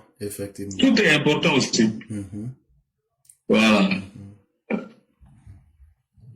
Ok. Je peux commencer ou bien... Oui, vous avez la parole. D'accord, ok. Merci beaucoup, Éclaireur. Merci beaucoup. Éclaireur, permets-moi, en 2 minutes, je vais commencer par l'affaire Epstein. Mais vraiment, c'est juste pour que les gens puissent garder la tête froide sur cette affaire-là. Moi, j'ai une grille de lecture simple sur l'affaire Epstein. Excusez-moi, hein. Le premier niveau de lecture que moi je fais, il y a une certaine, il y a la vérité dans l'affaire Epstein. C'est-à-dire que c'est certain. Il y a eu trafic sexuel des mineurs. Ça, il n'y a pas de débat. Il l'a fait. Il a utilisé beaucoup de mineurs et tout, mais il le faisait par rapport à quoi? Dans son intérêt à lui, mais ce n'était pas seulement lui dans son intérêt. C'était dans l'intérêt d'un certain nombre de personnes. Et Epstein a été utilisé. Quand on voit qu'il est mort, on dit qu'il s'est suicidé. Mais il n'y a pas de preuve qu'il s'est suicidé. Bon, il s'est suicidé. Il est mort, hein, mais on ne sait pas qu'est-ce qui a fait qu'il est mort. Bon, bref, on va considérer qu'il s'est suicidé. Maintenant, le deuxième niveau, ce qui est probable, c'est que Epstein a signé avec la justice américaine à un moment donné, il a signé un agreement, un accord, hein, et pour avoir la protection, justement, et pour que la justice initialement soit indulgente vis-à-vis de lui. Et puis après, quand tu regardes bien cette affaire-là, ça évolue encore.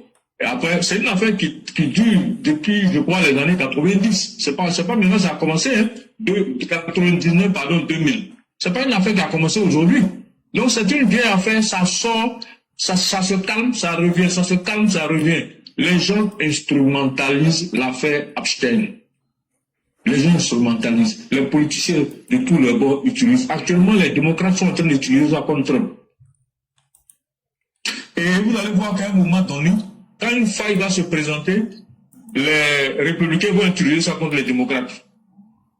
En fait, il y a une théâtralisation de l'affaire. Et vous avez vu que toutes les chaînes européennes occidentales ne parlent que de l'affaire Epstein. Pourquoi? Ça distrait les gens. Il y a plusieurs, c'est de la pure manipulation. On parle d'une demi-vérité. Je dis demi-vérité parce que vous ne connaîtrez jamais la vérité fondamentale sur cette affaire Epstein. Personne ne saura. On va avoir des bribes d'informations. On jette des choses comme on jette des os à des chiens. Et on saute dessus, on commence à s'entre-déchirer, puis chacun interprète comme il veut. On a vu, c'est arrivé en Côte d'Ivoire ici déjà. Hein. Les gens commencent à écrire des choses, oui, la nièce du président, oui, elle a connu Epstein, donc du coup on essaie de glisser un peu, quand tu vas lire les commentaires, oui, pourtant le président ne va pas démissionner. C'est ça, hein, il y a quelqu'un qui a écrit, mais est-ce que Trump a démissionné? Pourtant Trump est directement, il était l'ami de Epstein, il y a des photos même, on a vu Trump avec Epstein. Et on sait que Epstein lui a fourni des filles. Mais on n'a jamais dit que Epstein a fourni des filles au président Ouattara. Il a rencontré le président Ouattara dans le cadre Epstein était un homme d'affaires. Faut pas que les gens oublient ça. Hein. C'est dans le cadre d'affaires qu'il a rencontré le président Ouattara. Maintenant, pour ce que sa nièce a fait, moi je ne veux même pas rentrer dans parler de ça. Pour ce que sa nièce aurait fait, ce que moi j'ai lu, je n'ai pas vu qu'elle aurait fourni des mineurs. On peut peut-être s'en prendre à elle parce qu'elle aurait donné des noms de filles que le gars voulait rencontrer. Bon, ça c'est une autre paire de manches. Comme elles se sont connues, elle était, comment on appelle, mannequin aux États-Unis. Donc quand on est mannequin là, surtout les mannequins de luxe dans un certain nombre de milieux, tu peux rencontrer des hommes d'affaires et tout le reste. Donc peut-être c'est comme ça qu'elle a connu Jeffrey Epstein. Et si entre-temps, au moment où le président Ouattara arrive au pouvoir, Epstein veut rencontrer le président regarde, c'est un homme d'affaires américain. Lui, il sait pas que Epstein, il fait ces choses-là. Il s'occupe de il fait des trafics de mineurs. Le président ne sait pas ça, c'est pas pour ça qu'il le rencontre. Il le rencontre parce que Epstein vient lui proposer d'abord un avion. En plus, il lui propose de lui vendre un système de sécurité israélien. Voilà, c'est pourquoi le président le rencontre. C'est dans le cadre de son travail de président, il cherche des moyens pour faire son travail de président, protéger le pays, payer un avion. Parce que les avions, à l'époque, au moment où le président arrive au pouvoir, les avions qui étaient là, les Grumman qui étaient là, étaient fatigués. C'était des vieux Grumman. Donc lui, il a voulu renouveler la flotte présidentielle. Donc là, voilà, c'est dans ce cas-là qu'ils se sont rencontrés. Est-ce que les négociations ont abouti ou pas? Ça, je n'en sais rien. Donc vous voyez que l'instrumentalisation, là, les opposants ivoiriens veulent utiliser ça.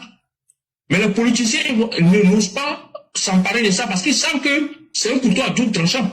Puisqu'il n'y a pas d'éléments qui puissent incriminer le président. Peut-être sa fille, je n'en sais rien. Mais moi, nous, c'est le président qui nous intéresse. Sa nièce plutôt. Sa nièce, je ne dirais pas qu'elle ne nous intéresse pas. Elle n'est pas élue. Donc, je peux dire qu'elle ne nous intéresse pas. C'est ça, c'est le président qui nous intéresse. Donc, je sais que le président, ces genres de choses-là, il ne peut jamais être mêlé à ça. Parce que juste à preuve du contraire, ce monsieur nous a démontré qu'il est resté lucide et il restera lucide jusqu'à ce qu'il quitte le pouvoir. Parce que lui, il est préoccupé plus par ce qu'il peut faire avancer la Côte d'Ivoire. C'est pas les histoires de faire, ça ne l'intéresse pas. Voilà. Il a une jolie femme et il s'en contente. Parce que lui, il sait pourquoi il est au pouvoir. Ça, c'est ce que je voulais dire très rapidement. Mais je veux ajouter, chers frères, chers sœurs, déconnectez-vous de cette affaire Jeffrey Epstein. Parce que votre subconscient va enregistrer que ce que Jeffrey Epstein a fait là, c'est normal. À force d'être abreuvé, d'aller lire, d'écouter des choses de ce genre-là, votre subconscient va finir par se dire que donc c'est normal. Ce qui est anormal là va devenir normal pour vous. C'est ça aussi la manipulation du monde. C'est la même chose que les histoires d'homosexuels. Là, on est en train de vous dire que c'est l'affaire Jeffrey Epstein, il a fait trafic de jeunes filles, trafic de mineurs, on en parle, on en reparle. Qu'est-ce qu'ils n'ont pas encore dit sur cette affaire-là? Qui vont nous dire, tu vas nous ébranler? C'est la même affaire, c'est tout le temps les mêmes informations. Si on n'a pas dit que Bill Clinton est impliqué, Donald Trump est impliqué, tel politicien français est impliqué, on est dans ça, quoi. Franchement, excusez-moi, s'ils sont impliqués, ils n'ont pas les poursuivre en justice et puis on va passer à autre chose. Mais on en parle, on en reparle. Vous allez écouter, réécouter. Moi, je vais vous dire, j'ai pas perdu le temps sur cette affaire. Très vite, j'ai compris, j'ai analysé, je me suis fait une idée, j'ai compris que cette affaire-là, c'est de la pure manipulation. Donc, chers frères et sœurs, concentrez-vous sur vos vies. Parlons d'électricité. Le problème de l'électricité en Côte d'Ivoire. Parlons du problème de propagande et des mensonges de l'opposition sur, par exemple, le pétrole. Le contrat de partage de production avec Eni. Donc maintenant en train de mentir, il y a une vidéo qui circule dans l'opposition. Ce sont ces choses-là qui nous intéressent. Parce qu'ils sont en train de faire de la désinformation. Parlons des problèmes du port, des choses, ça ce sont les choses qui nous intéressent directement et qui impactent nos vies directement. Des frères et sœurs, c'était un homme d'affaires, il a payé une île. Il ne sait pas si vous vous rendez compte de ce qu'ils sont en train de vous dire. C'est un monsieur qui était immensément riche. Vous pensez que c'est le trafic des jeunes filles qui l'a enrichi? Non. Il s'est enrichi par les affaires. Maintenant, bon. Donc, vraiment, cette affaire de Jeffrey Epstein, là, les gars, laissez un peu passer à autre chose. S'il vous plaît. Voilà. Maintenant, par rapport à l'électricité, je voulais rapidement dire, c'est pas tellement la qualité de l'électricité qui pose problème. C'est la qualité du service qui pose problème. Et pourquoi la qualité du service n'est pas bonne? C'est parce que il y a suffisamment d'électricité qui sont produites, qui est produite, mais le problème, ce sont les équipements de transport d'électricité qui posent problème. Et ça, éclaireur, je peux vous le dire, ça fait plus de 20 ans, presque 30 ans que cette affaire dure. Parce que dans le cadre professionnel, excusez-moi, hein, très souvent je dis dans le cadre professionnel, parce que j'ai fait un travail pendant plus de 30 ans qui est transversal. Mon travail a fait que j'ai touché à tous les domaines, tous les secteurs d'activité économique et financier, qui ont fait que j'étais obligé d'apprendre un peu de tout. C'est pour ça que je suis comme cube magique. Je comprends un peu de tout. Je comprends presque tout. Parce que j'étais obligé de comprendre pour pouvoir justement donner des conseils à mes clients, pour les orienter. Donc c'est pour ça que je sais un peu ces choses-là. J'ai eu l'occasion de travailler sur cette affaire. En fait, les équipements de transport, c'est quoi? Il y a les lignes haute tension et tout ça. Mais il y a également les transformateurs. Il y a plusieurs sortes de transformateurs, mais les transformateurs qui sont généralement, qui font que le courant va quitter. Quand ça quitte chez le producteur, par exemple Cyprel ou Azito, ça va passer par un certain nombre d'appareils, d'équipements qu'on appelle transformateurs, qui vont transformer le courant qui va pour le ramener à un niveau où il peut être utilisé dans les foyers ou bien dans les usines. Voilà en fait les équipements. Mais j'essaie de caricaturer, hein, je dis ça très rapidement. Il se trouve que depuis très longtemps, ces équipements-là, beaucoup de ces équipements n'ont pas eu la maintenance nécessaire. Beaucoup de pièces n'ont pas changé, n'ont pas été changées. Donc ça fait que, en plus de ça, le nombre d'abonnés a augmenté. Donc, il y en a même qui sont dépassés, obsolètes, qu'il faut carrément changer ces transformateurs-là. Parce que quand le transformateur est de ton quartier, moi je viens de connaître ce problème d'électricité, hein, dans notre quartier, on a passé des jours sans électricité. Pourquoi? Parce qu'il paraît qu'il y a une pièce qui a pété dans le transformateur qui alimente notre quartier. Donc, on a passé une nuit sans électricité, et le lendemain, le problème a continué parce que s'il y avait des coupures, ça se coupait chaque fois, ça se coupe, on perd 4 heures de temps, ça revient, et ainsi de suite. Et après, quand j'ai appelé à CIE, les gens m'ont dit non, c'est parce que un de leurs appareils a pris un coup. Donc, ils ont maintenant fait venir la pièce, ils ont dû remplacer, ça fait qu'aujourd'hui, de ce côté-là, on n'a pas de problème. En fait, si vous voyez qu'on a l'impression que c'est des délestages par quartier, c'est parce que justement, ces appareils-là commencent à prendre un coup. Parce que plus il y a d'abonnés, plus, et remarquez que c'est surtout la nuit qu'il y a les coupures de courant. Remarquez ça, c'est surtout la nuit, parce que la nuit, tout le monde rentre au foyer, tout le monde est à la maison. Donc il y a beaucoup de plus d'utilisation de l'électricité, les ampoules sont allumées, les appareils sont allumés, les télévisions sont allumées, ainsi de suite.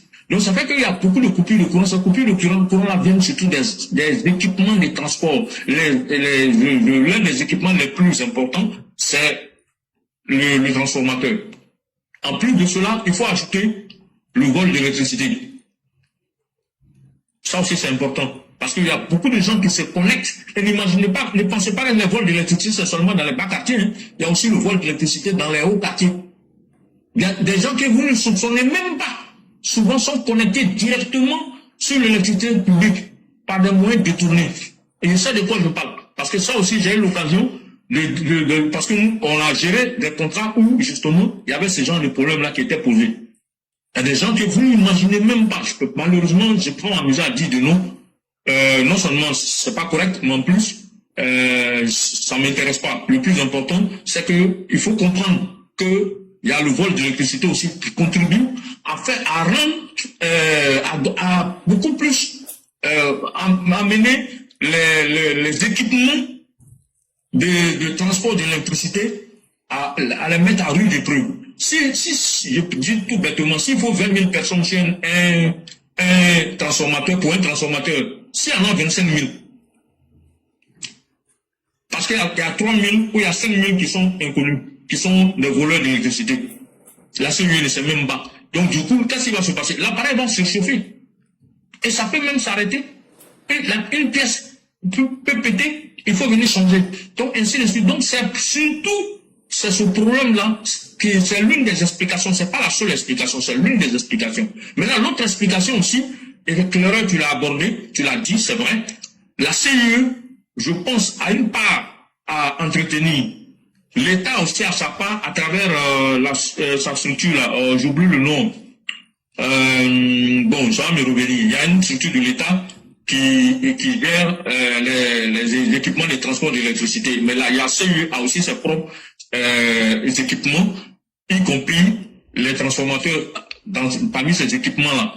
La CEE aussi est un peu dépassée, je pense, parce que tout le territoire national, ça fait beaucoup pour l'entretien. C'est pas évident. Donc, cette libéralisation-là, vraiment, il faut qu'il y ait d'autres, on puisse partager le territoire, que un ou deux autres concessionnaires puissent arriver, pour que, supposons le Nord est pris par un concessionnaire, le Centre par un autre, et puis le Sud par un autre concessionnaire. C'est un exemple que je prends. Ça peut faciliter la tâche.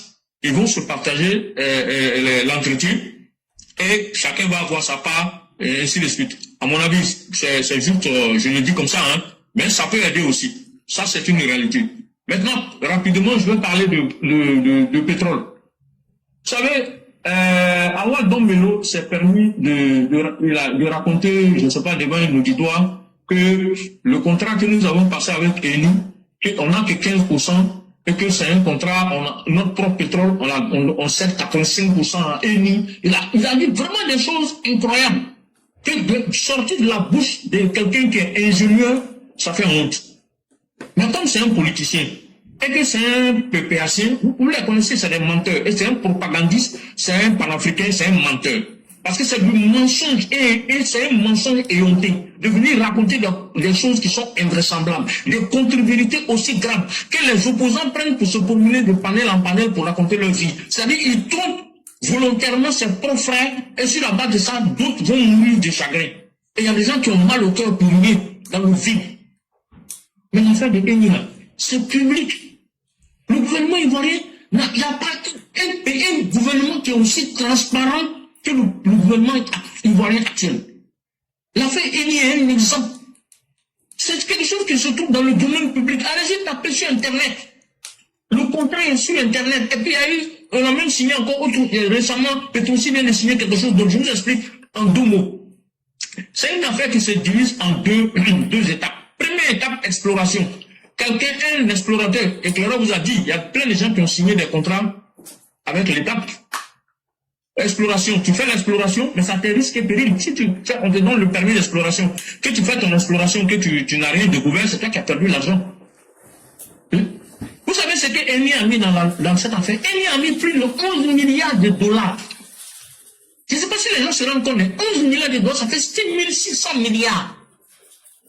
Mais on pense que la Côte d'Ivoire va enlever 6 600 milliards pour aller mettre dans une affaire qu'on n'a même pas la technologie même pour faire l'exploration.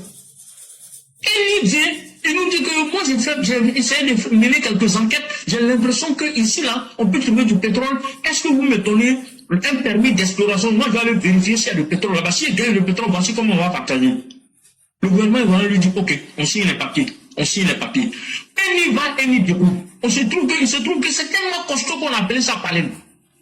On aurait pu appeler ça éléphant aussi. Mais pourquoi on appelait baleine? C'est pour dire que baleine là, ça colle avec l'eau. Puisque c'est dans l'eau qu'on a découvert. Donc on a appelé ça baleine. Mais le baleine là, l'exploration là, c'est quelqu'un qui a investi dedans. Mais quand Eni fait son investissement, ça c'est international dans tous les pays du monde, les pays civilisés. Il y a ce qu'on appelle le cost oil.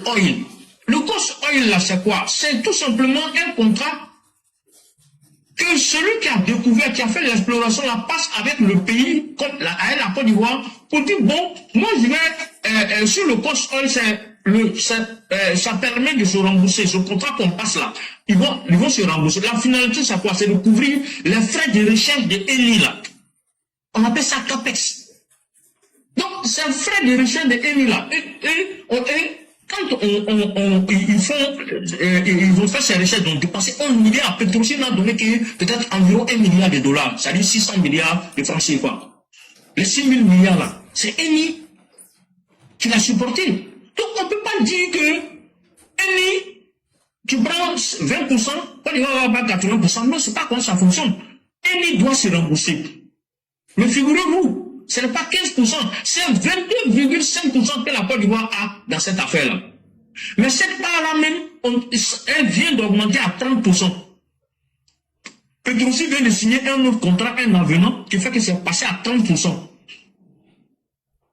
Je ne sais pas si vous vous rendez compte, sur le cost oil, c'est-à-dire la partie ONU, le mécanisme simple, celui qui a fait l'exploration, qui a trouvé là, comme on va rentrer en exploitation, lui doit se rembourser. Et donc, il ne se rembourse pas en espèces, il se rembourse en baril de pétrole.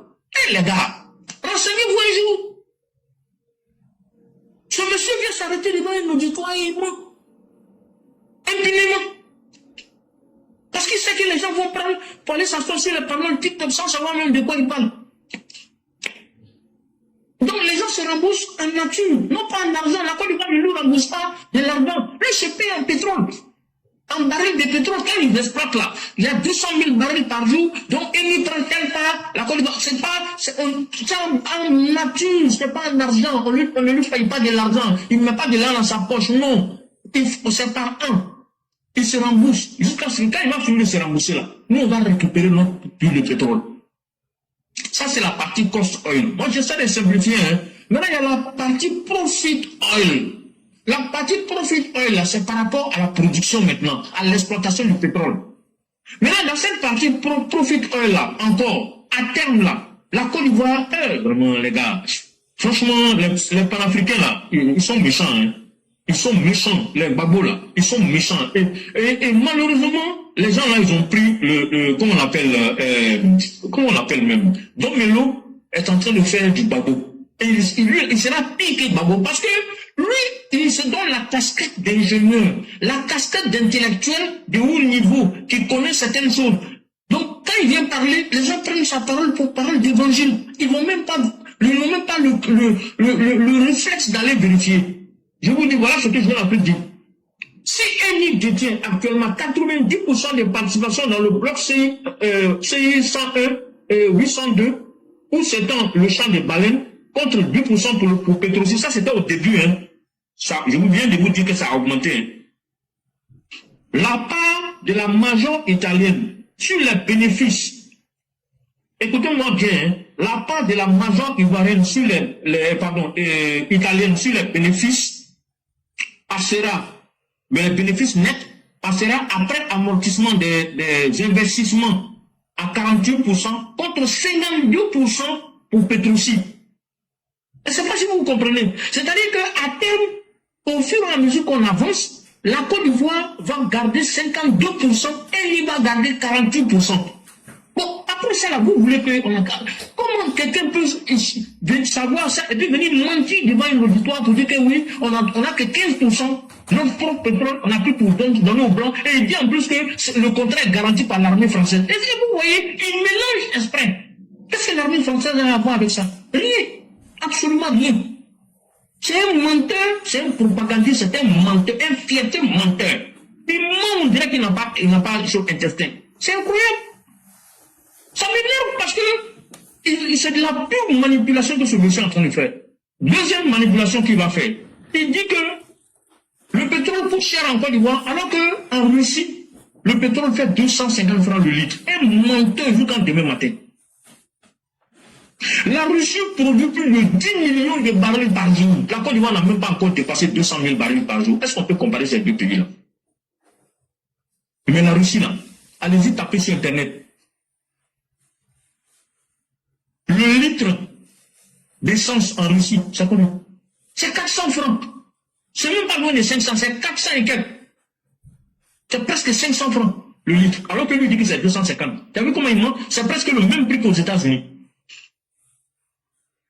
C'est un menteur, ce monsieur-là. Excusez-moi, moi, je n'ai pas besoin d'utiliser le bout de la cuillère. C'est un menteur. Parce que ça s'appelle mentir. Et c'est pas normal. Mais en plus de cela, ce qu'il faut savoir, le mécanisme de fixation du prix du baril de pétrole n'a rien à voir avec la production du pétrole. Ça n'a absolument rien à voir. C'est international. Ça fonctionne bien, c'est donc le quota de l'OPEP. C'est trop compliqué comme histoire. Maintenant, chaque pays fixe ce qu'on appelle ces impôts sur le litre de pétrole. Sinon, le litre de pétrole, là, le baril, là, c'est le même prix pour tout le monde sur le marché international. Et ce n'est pas généralement ce que tu produis en interne que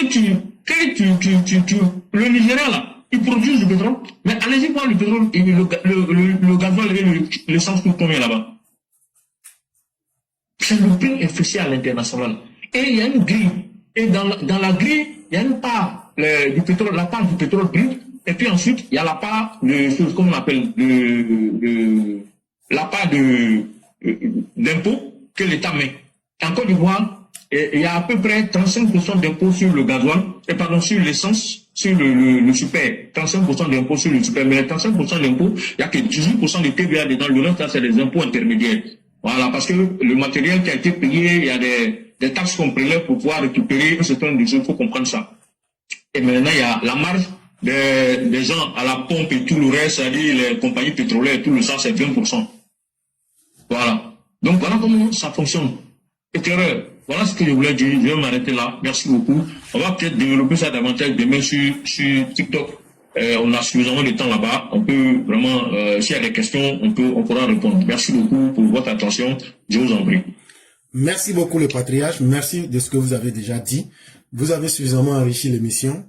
Et peut-être après, lorsque je vais refaire le découpage, je vais prendre les différentes thématiques. Par exemple, l'affaire Amcham, ce que vous avez dit, ce que Mère Blanc a dit, ce que moi j'ai dit. Je vais les mettre ensemble pour que les gens aient une bonne visibilité. Et ce que le Père Martial vous a dit, faites beaucoup attention. On est le résultat de ce qu'on suit. Quand tu aimes beaucoup écouter quelque chose, même au départ, si c'est une mauvaise chose, là, ça finit par être normal dans ta tête. Faisons beaucoup attention. Moi-même, depuis que j'ai vu l'évolution de cette affaire, je me suis dit, j'ai mis une croix dessus. Parce que c'est un serpent de mer. Maintenant, ce que Awadon Melo dit, il y a quelqu'un qui dit, mais est-ce qu'on ne peut pas poser plainte contre lui? Non, dans la démocratie, tant que quelqu'un n'accuse pas, il n'a pas accusé, il a dit que lui il a des informations. C'est ça qui anime le débat public. Si lui ne ment pas là, comment nous on va faire pour montrer qu'il est menteur?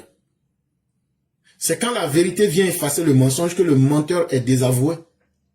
Si lui n'existait pas pour mentir là, est-ce que nous on allait être capable de venir aujourd'hui pour mettre la vérité en face? C'est eux aussi qui nous poussent à venir vous montrer la vérité. Ce côté-là en démocratie, il faut en tenir compte. Maintenant, je dirais, c'est bien beau de venir dire on a 1% à 2. Mais Laurent Gbagbo, quand il a cédé le conteneur, le port à Bolloré là, c'était tellement honteux qu'il a cédé ça gratuitement. On a des exemples contre eux. Il a cédé gratuitement. Tellement c'était honteux. Quand le gouvernement de Alassane Ouattara prend le pouvoir, on est obligé de reprendre le contrat. Donc, qu'eux viennent nous dire un seul contrat où ils ont réussi. Quand Mamadou Koulibaly vous dit, eux ils ont tous cédé. que ce soit Côte d'Ivoire Télécom, que ce soit la CEI, la CIE, que ce soit l'eau, l'électricité, eux ils ont tous cédé. C'est le terme de Mamadou Koulibaly. Le terme céder est différent de négocier. Quand je dis je cède ce que j'ai à quelqu'un, ça veut dire volontairement là, je donne ce que j'ai à la personne sans condition. Parce qu'on est en français. Et ceux qui disent qu'ils ont doctorat là, si je dis je te cède mon pouvoir, ça veut dire quoi? Je te cède ma maison. Je te cède ce que j'ai. Ça veut dire je te donne ce que j'ai sans condition. Or ici, eux viennent nous dire que nous avons négocié. Négocier, ça veut dire qu'on a parlé et on a essayé de gagner. Or, avec eux, on ne gagnait rien. Et quand on leur demande, mais pourquoi vous avez fait tout ça? Pour que la France nous laisse simplement au pouvoir, pour que nous on puisse être au pouvoir, c'est tout. Donc, eux prenaient le FPI, PPACI, Frélaté devenu aujourd'hui PPACI. Eux prenaient les ressources de la Côte d'Ivoire, les cédaient à la France. En contrepartie, la France devait les laisser au pouvoir. Mais ça veut dire qu'il y a une nette amélioration. Là où on cédait tout, ce gouvernement est revenu, il a tout renégocié et on a aujourd'hui 10%. Demain là, peut-être qu'on aura 20%. Quand bien même que ce qu'il dit est faux. Parce que quand tu vas lire ces documents, il y a des contrats même de formation des cadres dans ce domaine. Le domaine pétrolier et autres, c'est nouveau pour nous. Mais quand tu rentres dans certains domaines, dans certains aspects-là, il y a même de la formation des cadres dans le métier du pétrole. Mais c'est parce que les Ivoiriens ne prennent pas le temps de lire. Les Ivoiriens ne prennent pas le temps de s'informer sérieusement. C'est pourquoi ceux qui vont rester sur Internet, sur TikTok, les gens vont continuer à vous tromper. Awadon Melo là, son travail là, c'est de mentir aux gens. C'est un propagandiste. Il ne peut pas faire mieux, mais il ne fera pas moins. Mais quelqu'un qui vous dit que le gouvernement d'Alassane Ouattara là, que c'est un gouvernement de parti-État, mais en même temps, dans un autre secteur, il dit si lui on lui propose de venir au gouvernement de parti-État, lui il va rentrer dedans. Tu dis le gouvernement n'est pas bon, mais toi tu vas rentrer dedans. Donc quand nous faisons de l'analyse comparée de ces discours, et quand nous regardons la cohérence interne de chacun de ces discours, il ne fait qu'aller de contradiction en contradiction. Lui-même, ses discours, quand tu prends, tu le compares, là, il se contredit lui-même. Lui-même, là, il pense, parce que le menteur, c'est quoi son problème? Le menteur dit quelque chose, mais tellement lui, il doit toujours créer de nouveaux mensonges, pour finir lui-même, il oublie. Alors que celui qui te dit la vérité, là, tu vas tourner, tu vas revenir 1000 fois, il va te dire, ah, Joe, ce que je t'ai dit là, c'est ça, c'est à prendre ou à laisser. Mais le menteur, là, lui, doit toujours créer de nouveaux mensonges. Dans un moment, il oublie. Et quand il oublie, là, ça fait que ce qu'il a dit hier, là, si tu prends, tu compares à aujourd'hui, après, demain, tout est différent. Mais qu'est-ce que vous voulez? C'est la dévaluation de notre débat politique qui soit aujourd'hui. Quand vous voyez des opposants qui fuient le débat politique, ceux qui ont le courage maintenant de venir mentir, qu'est-ce qu'on va faire? On va mener simplement présenter leurs mensonges, c'est tout. Et donc, chers Ivoiriens, c'est à vous-même maintenant d'être en démocratie. Chacun est responsable de ce qu'il veut. Et donc là, c'est à vous de vous informer correctement, c'est à vous d'avoir les sources, c'est à vous d'avoir les informations. Regardez les gens de l'AES qui étaient sortis qu'ils vont abandonner le port d'Abidjan. Mais on vient de vous donner les renseignements pour dire que non seulement c'est faux, mais on vous a prouvé qu'ils ne peuvent pas se permettre cela. Parce que même pour pouvoir faire du mal à quelqu'un, il faut se donner les moyens. Je vais faire du mal au père Martial. Mais le père Martial a les meilleurs gars du corps du monde. Or, moi, je n'ai pas l'arme qu'il faut. Ça veut dire que je ne pourrai jamais l'atteindre. C'est vrai, le Mali et le Burkina, là, ils auraient souhaité aujourd'hui faire du mal à la Côte d'Ivoire. Pour que la Côte d'Ivoire puisse sentir qu'eux sont importants. Mais le problème là, ils ne peuvent pas parce que le port d'Abidjan là, 1, la distance est courte. 2, la route est de bien meilleures conditions. 3, les facilités en taxes qu'on leur fait là, c'est bien meilleur que partout. 4, la qualité du matériel qu'on utilise au port d'Abidjan là, c'est la dernière génération, ça leur fait gagner en temps. Et 5, moi je suis un investisseur. Ce qui m'arrange là, c'est ce que je fais. Donc Ibé Kaka ou mes Assimi peuvent se gonfler. Mais la réalité là, l'entrepreneur qui emploie des Maliens là, Si on lui dit, tu peux plus aller au port d'Abidjan, là, mais il va fermer. Et donc là, et puis il n'y a rien dans son contrat qui lui dit que l'État malien peut lui imposer d'aller prendre là où il prend sa marchandise. Donc voilà toute la réalité qui est là. Maintenant, s'il y a des gens qui disent qu'il y a autre chose après ça, ils n'ont qu'à sortir pour venir dire. Donc c'est tellement vous dit là, c'est tellement clair, c'est tellement simple, que à partir du moment où on a dit ça, on n'a plus besoin de bavarder. Et ce qu'on fait là, on vous donne les éléments de langage qui sont basés sur la vérité, pour que partout où vous serez, mettez ces faits-là en face de ces personnes, et puis ne rentrez pas dans beaucoup de discussions. Et donc, chers, on va s'arrêter là. En 1 ou 2 minutes, on va vous laisser la conclusion. Vraiment, merci pour le travail qui a été fait, et que la grâce de Dieu demeure en nous. On va vous laisser nous faire la conclusion du jour. Oui, merci beaucoup, Claire. Merci pour ce récapitulatif. Bien fait. Et effectivement, c'est dommage, parce que là, même certains de nos frères RAGP ne prennent pas la peine souvent de vérifier certaines informations. C'est pour ça que souvent on a oublié de revenir sur ces choses-là pour que les gens puissent comprendre que tout ce qu'ils voient passer sur les réseaux sociaux, tout n'est pas vrai. Il y a beaucoup de mensonges et beaucoup de manipulateurs. On n'est pas tous animés de les mêmes intentions. Nous, on vient sur les plateformes, sur les réseaux sociaux pour apporter des informations qui sont correctes et justes à nous, à tout le monde. C'est-à-dire y compris même les opposants. Pour qu'ils comprennent que on les mène en bateau. On leur raconte des choses invraisemblables et on les abrutit. Voilà le problème. Donc c'est pour ça qu'on aime souvent revenir sur certaines choses pour apporter notre contribution à la compréhension des faits politiques, des faits sociétals et des faits d'une manière générale qui alimentent en tout cas la toile. Voilà, tout ce qui fait l'actualité, on aime bien revenir dessus pour pouvoir justement continuer à attirer la lanterne des gens. Et bon, donc j'aimerais que les gens n'hésitent pas, comme d'ailleurs ils le font, à te poser chaque fois les questions nécessaires pour que tu puisses approfondir les points approfondis. Voilà ce que moi je peux dire très rapidement. Et souhaiter encore une fois longue vie et bonne santé au président Ouattara. Il vient de quitter Abidjan, il avait se reposer dans son château à Abidjan. 14 bonnes fêtes de Saint-Valentin à tous les couples. Hein. Donc il allait avec sa Valentine, quoi. Il a attrapé sa main même avec les humains, ils ont c'est vieux là, hein. Il aime boucher les gens. Il veut gâter non de nous les jeunes ou bien. Il aime boucher les femmes et les hommes célibataires, de toute façon, il a attrapé l'affaire de sa femme. S'il n'aurait pas, on va former une opposition contre lui, hein. La nouvelle génération. Quand tu parlais là, il a vu les humains, il a dit, le vieux là, il aime boucher les gens. Il veut gâter nous maintenant, mais le vieux ne va pas résister. Nous qui oublions Saint-Valentin, là, on se réveille qu'on se fait pas que de Saint-Valentin là. Nous, en bas, c'est nouveau, nous, on n'a pas tant de Saint-Valentin. Bon, voilà, donc, bonne fête de Saint-Valentin à tous les Mao, à tous les Chao plutôt, et à tous les Mao. C'est ça, non? Oui, à tous les Chao et à toutes les Mao, voilà. Ok. Bonne fête de Saint-Valentin à tout le monde. Et puis, longue vie et bonne santé au président Ouattara. En tout cas, il pète la forme. Quand tu le voyais monter l'échelle de coupé jusqu'à l'avion, et on sait que bon, le vieux il est en forme pour son âge. En tout cas, moi, je lui tire le chapeau. J'aimerais bien pouvoir avoir son âge et être en bonne santé comme ça. Et physiquement, en tout cas, il tient la route. Il a tout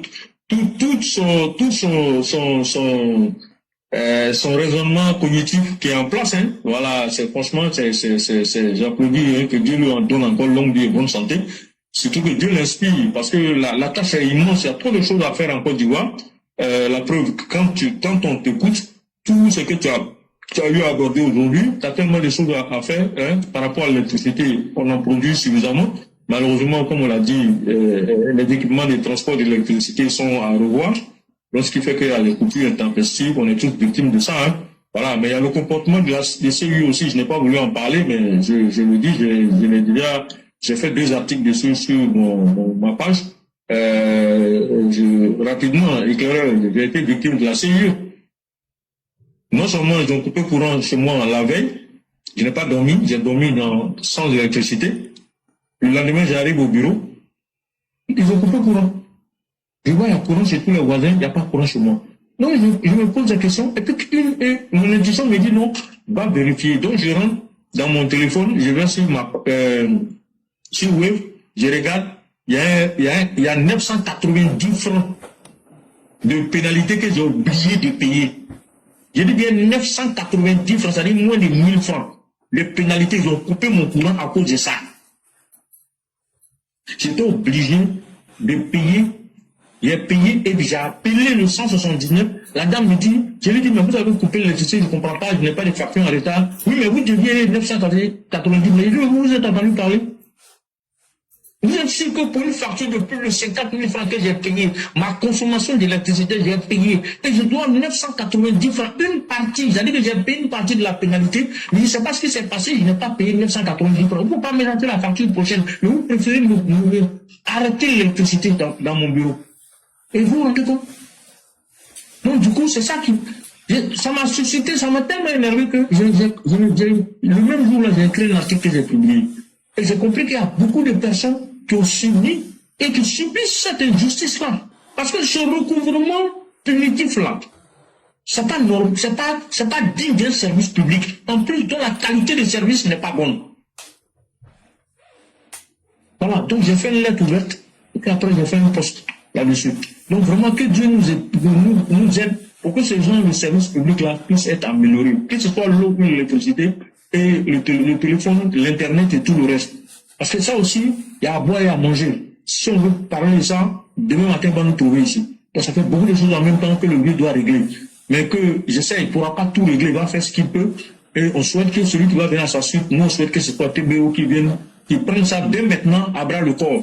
Voilà. Et aller en profondeur par rapport à la corruption. Il y a toujours des perditions en Côte d'Ivoire. Vraiment que Dieu nous aide, que Dieu aide le président Ouattara, que Dieu aide le gouvernement, que Dieu aide tous les ministres. Voilà, j'ai vu le ministre de l'urbanisme, je suis tombé sur ça et j'ai publié sur ma page également, je l'ai relayé. Il a fait un long discours avec ses collaborateurs, ses nouveaux collaborateurs. Il parle du ministre Sanogo, qui vient d'arriver à l'urbanisme et au logement et cadre de vie. Et il leur a dit, c'est une chance que Dieu nous donne pour servir l'État. Parce que vous vous trouvez ici. Et quand tu vas lire dans les commentaires, il n'y a pas un seul commentaire qui était en faveur du personnel. Et tous les gens sont en train de dire qu'ils sont tous corrompus là-bas, qu'il faut les balayer même que c'est ce qui est mieux. Parce qu'ils ont tellement duré là-bas qu'ils maîtrisent le système et ils utilisent les angles morts du système pour surveiller le système. Et pour pouvoir justement se remplir les poches au détriment du pays. Vraiment éclaireur, merci d'avoir créé cette page-là. Dieu te le rendra au centime. Merci pour tout ce que tu fais quotidiennement pour la Côte d'Ivoire, parce que le travail d'information que tu fais tous les jours, ça n'a pas de prix. Nous, on vient en renfort, on apporte notre petite contribution. Merci à Mère Blanc pour vraiment ces éditoriaux que nous aimons tous. Merci à Mère Nefertiti, merci à tous ceux qui interviennent quotidiennement, merci à Marcel Sali, merci à tout le monde, à tous les intervenants, à tous ceux qui apportent leur contribution pour enrichir et faire vivre davantage la page éclaireur pro vérité. Que Dieu nous aide tous, que Dieu protège la Côte d'Ivoire contre ses ennemis connus et inconnus. Bon week-end à tout le monde, à demain Inch'Allah. Merci beaucoup, cher patriarche. Merci à tous ceux qui nous ont suivis. Excellente fête des Saint-Valentin à tous et à toutes. Et que la grâce de Dieu continue d'être sur nous. Merci beaucoup. Et on se retrouve demain sur TikTok. Inch'Allah. Merci beaucoup.